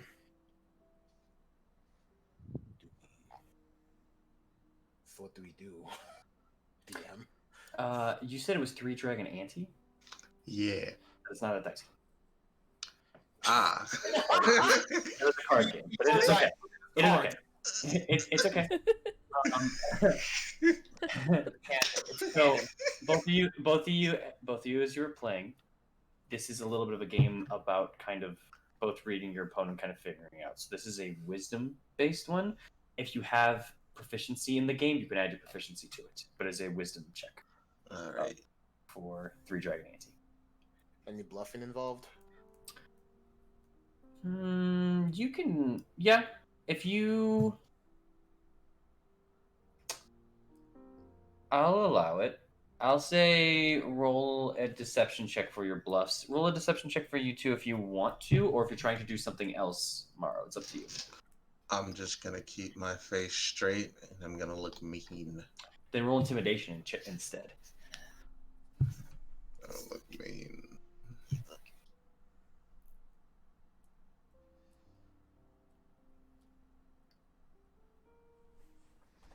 Go ahead, Morrow. You roll intimidation, and you roll. Okay. Nope. Scary. Watch your roll. If I roll that one, I'm actually. Damn. Let's see, I just want to make sure of something. You just beat his passive insight. So I will give you advantage on this. All right, cool.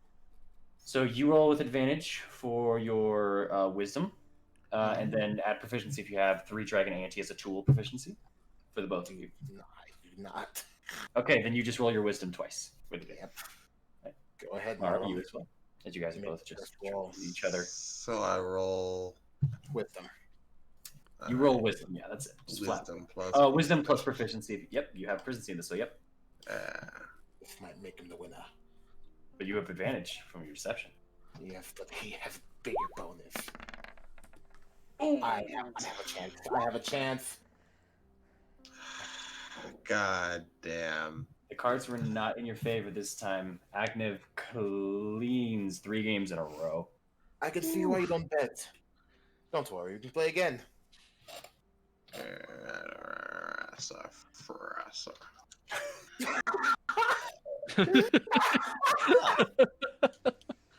This time, instead of trying to bluff, I'm just going to make sure the cards are in my favor and maybe sleight of hand them.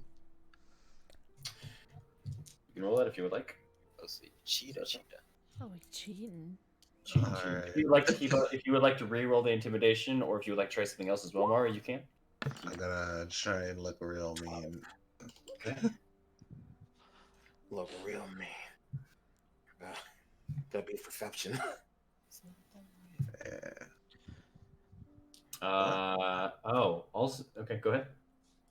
Gonna re-roll that intimidation. Alright, yeah. Come on, give me a good one. Oh! After Ew. calling him out, the stern face, the blank stare now at you, just not even looking at his cards, you catch him. It's hard to even catch him just looking at his cards. You swear, it's just not taking his eyes off you, and it's making you a little nervous. So when you go to shift the card, and he grabs your hand, because Maro, you just noticed, he tried to switch a card out.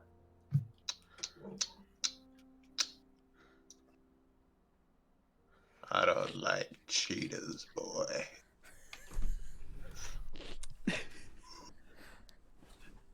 Can I be like watching this in the corner and kind of laughing? What do you like, old man? Let's talk about that.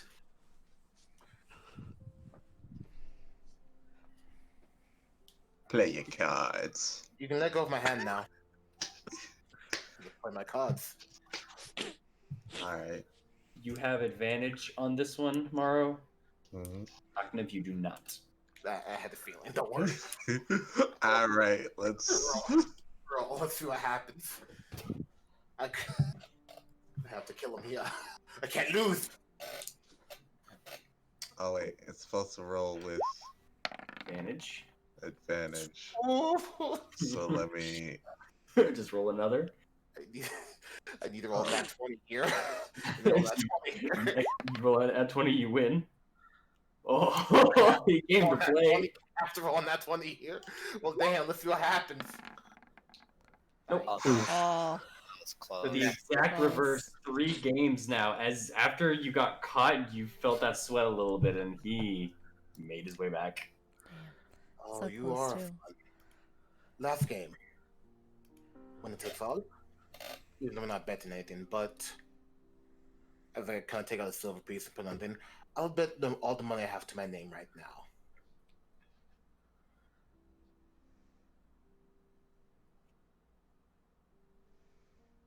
Fine, you can bet all you want.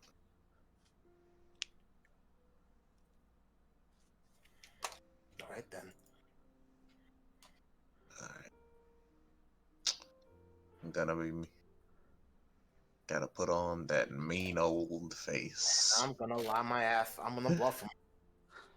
All right. Ah, Intimidation versus deception. I have Go for it. work in 8 hours. Shit. Ah, damn! That thought creeps through your mind. It breaks your will for a moment. God damn it. So much so you're not willing to look at the deception behind the eyes of Aknev. Aknev, Okay. advantage. Morrow, no advantage. Straight roll. Go ahead. Alright. One last time. Ooh. Before you put the card, I'm gonna flip the coin in midair and see what happens. Play your card. Play your last pathetic card, you boy. Come on, Morrow. Show me what you got. 11. Gods. You have to God, roll. I know we don't talk a lot. But maybe the victor. Cards, Captain. Oh, And shit. a completely even set. No winner. A tie between the two of you on the last round. You know what, actually? Hey. Word. Mm-hmm. Oh. I think I know what you're... Yeah. You're gonna be cheating again, aren't you? No! You're gonna do a little thing with this skill set. You're gonna do a little something. What you talking about? It's when you do it, not after. It says it. Yeah. So no, it is a tie. Guidance. Am I a cleric? Anyways. Sorry about that. You want to end it here? Or you want to keep going? You really win. I think it's about time I turn in. Gotta round up my cards. Blade.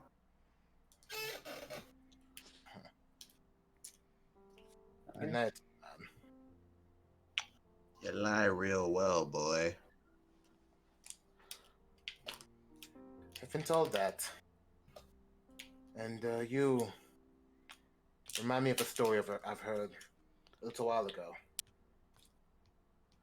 Something about a dead man walking. Yeah. Gonna grab up my dragon set. Gonna turn. Gonna go get some more water. Good blood. You fucking asshole.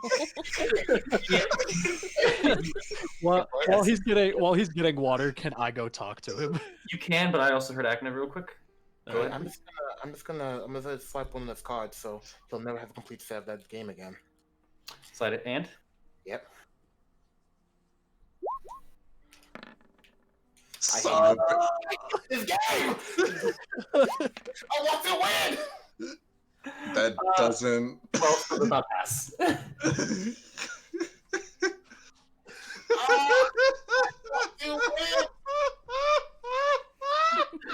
His passive perception is 13. You did not beat it, unfortunately. So I'm gonna complete my set blurt.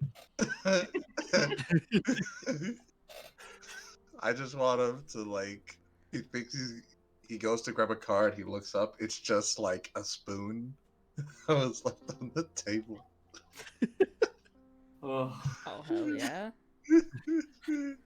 You, as you now go to grab that card and just immediately hit the table, you feel now underneath your hand, it's a lot more metallic. And as you kind of raise it, you see a spoon and the card is gone. In that meantime, when you were just putting the hand down, he threw it and pulled the card at the same time. A feat you would actually be pretty proud of. Clever man. Clever man.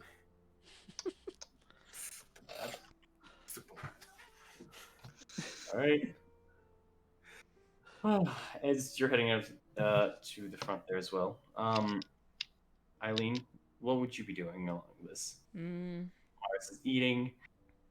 They were playing cards. You saw Thorn in the corner, kind of watching them. At this point, like, she would probably get something to eat, specifically something that they would have like more of an abundance of, rather than just like the meats. I got just the thing. No, we actually still have a fair amount of meat in the back still. In fact, actually, you ever had wolf leg? Yes, I've hunted before. Right. Never had my wolf leg.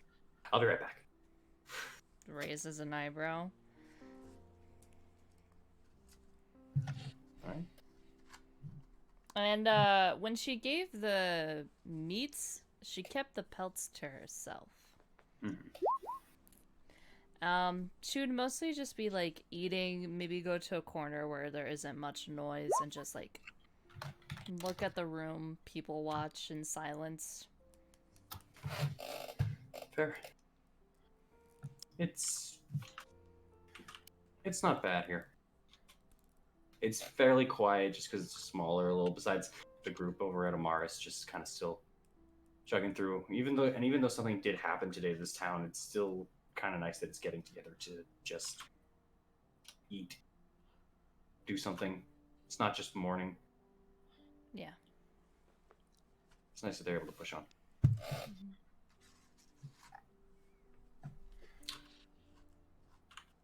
Okay. Thorn. Yes. Oh, I just saw his BRB. I'll go over to somebody else. I'll go over to Oknev first. Okay. I'll just kind of address people one by one. Do you want to kind of gather the group, maybe? I can't because he's gone. No, I'm just saying, like, you say that you kind of gathered the group, and as long as everyone's okay with like being gathered for a quick minute. Sure. Yeah. Okay. Sure. Yeah. Amaris. Do that. Okay. After finishing your fourth meal. Pretty much. Yep. And then Mara's typing. All right. Maro, are you okay with being grouped up with the others real quick? They just wanted wanted to talk. Okay. Go for it. Yeah. All right. I'm just gonna kind of like sit at a table, like motion everybody to kind of like come within earshot at least.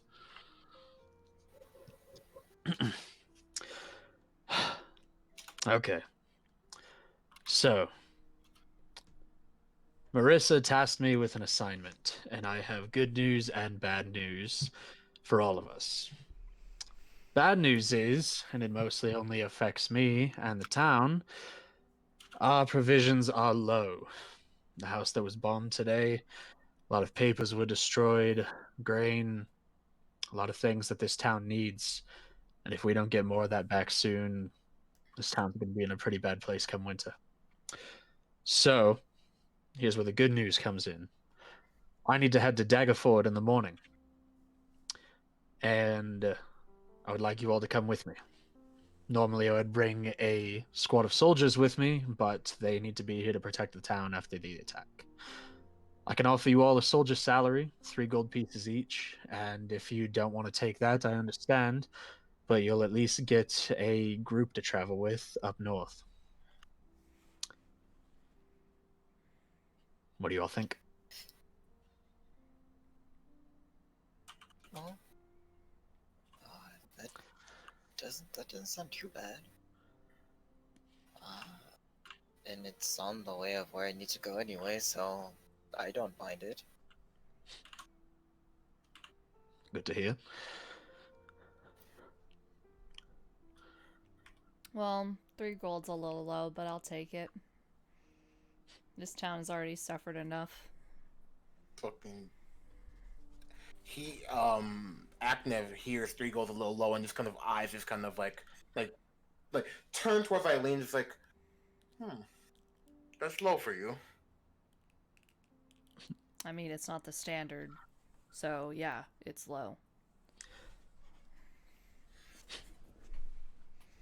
But it makes sorry. But it makes sense. I mean, you've seen the town, right? So I'll take it. Money has little use for this life at this point. Right now, Aknev is thinking, this is more money than he's had in a year. So, seems like a fair trade. Good to hear. Mara, I assume that's a yes from you too? If you just want passage. That is fine. I was heading in that direction. Good to hear. I'm glad you all are coming with. I'm sorry we couldn't pay you more. However, what we did today was soldiers' work and not the work of usual adventurers. So in the morning, we'll be ready to go. I have a cart and a horse, and we'll take it there. You'll all get what you're owed. What time? Sunrise, about. It's already late now, so best you all turn in soon. I've all been resting for a bit, but it's been a long day. We could all use a little bit of peace and quiet away from each other before a long day tomorrow.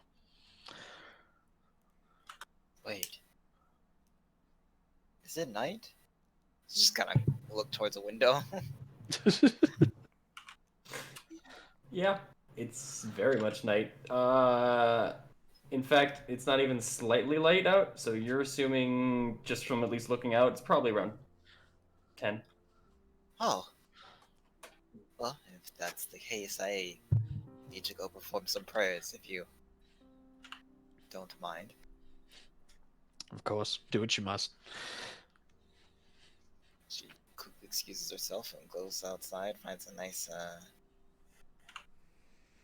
place on a roof somewhere, and does some prayers. Cool. Well, I assume the rest of you all have your nightly rituals. I'm gonna go myself and make a final patrol of the town before I turn in for the night. If you all need me, I'll be around the edges, making sure one more time that everybody's okay. We lost some people today, and we're still shaken up about it.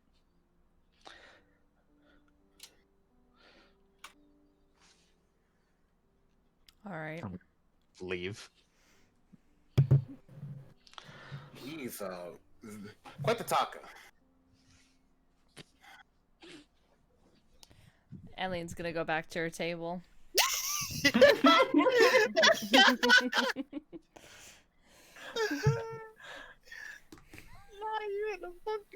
even anything, just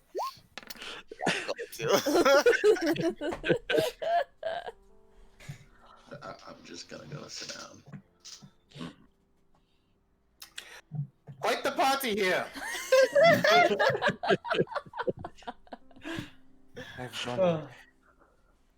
And with that is Amaris, you pray. Luckily, the roofs here are fairly low. It's easy to get on top of. You just strengthen your connection. Thorn, you prepare what needs to be done before hitting bed in the barracks tonight, as you gave your to both Eileen and Amaris. Right.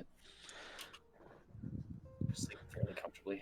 Tomorrow you are offered a tent if you would like to take it. I will. Aknev, you as well. And as the night passes through and you all sleep fairly comfortably, not knowing what is ahead, not knowing anything that awaits you, but just reveling in this peace. And you all begin to wake up on this nice sunny day here in Fethrin. Ready to take on the day, ready for travel. And god damn it, Morrow, on the back of your armor, it's just painted. It says "hit me." Let me clean that off. Fucking Aknev. I recognize. You can make an educated guess. Well, I'm not playing games with him again. And as you think that to yourself, grumbling, Aknev, as you chuckle to yourself just a bit outside the tent, and as the rest of you are waking up, we are going to end session there for tonight. Oh, Whew. All right. damn. Oh, what a start, you people! That was a lot. I rolled a d4 and that was Morrow. Sorry. Oh my god, all of you!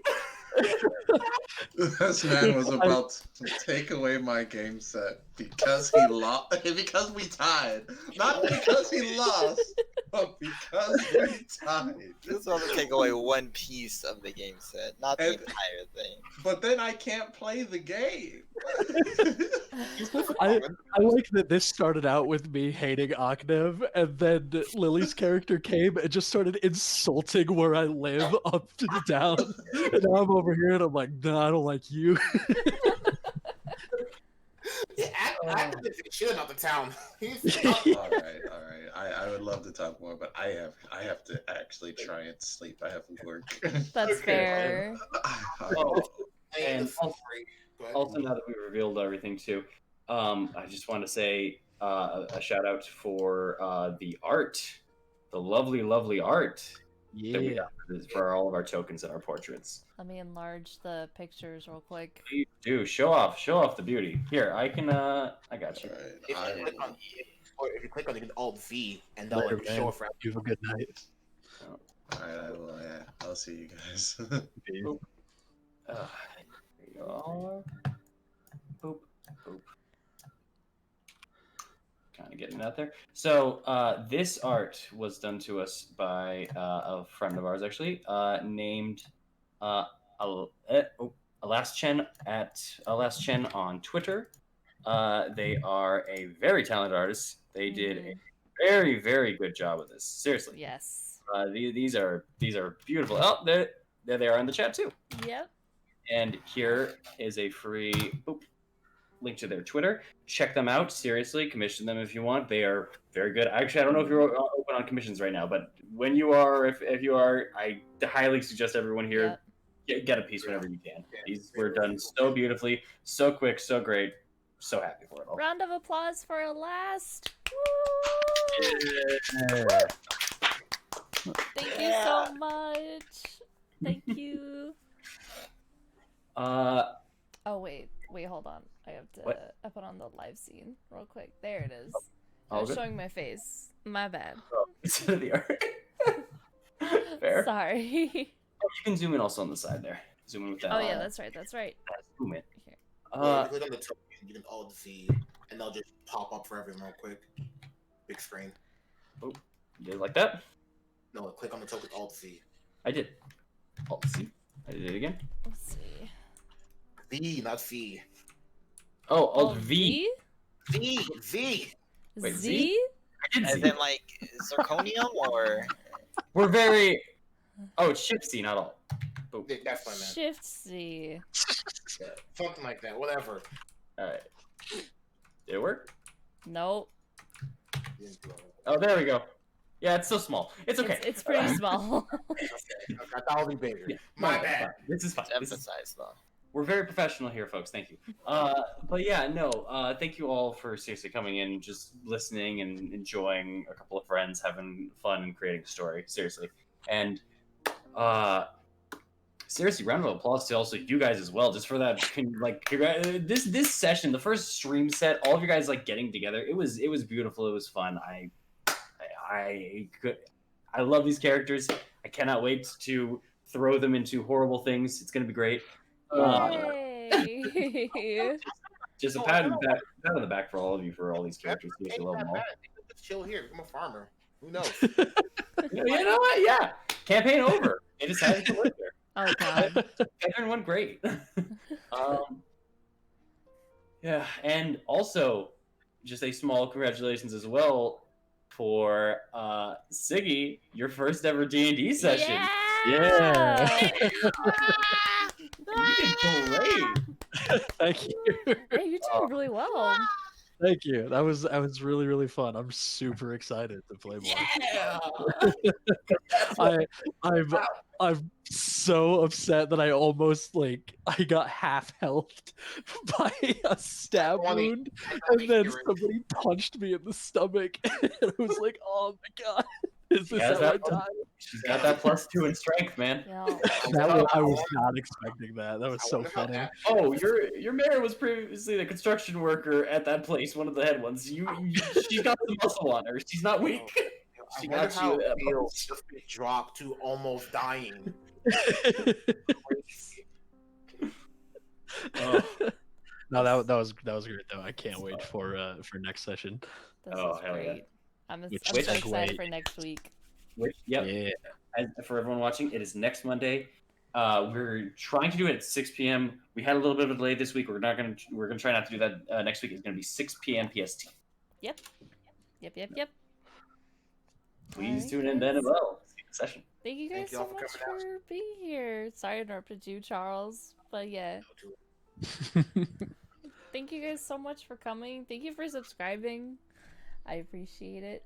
But yeah, I think that's it, right?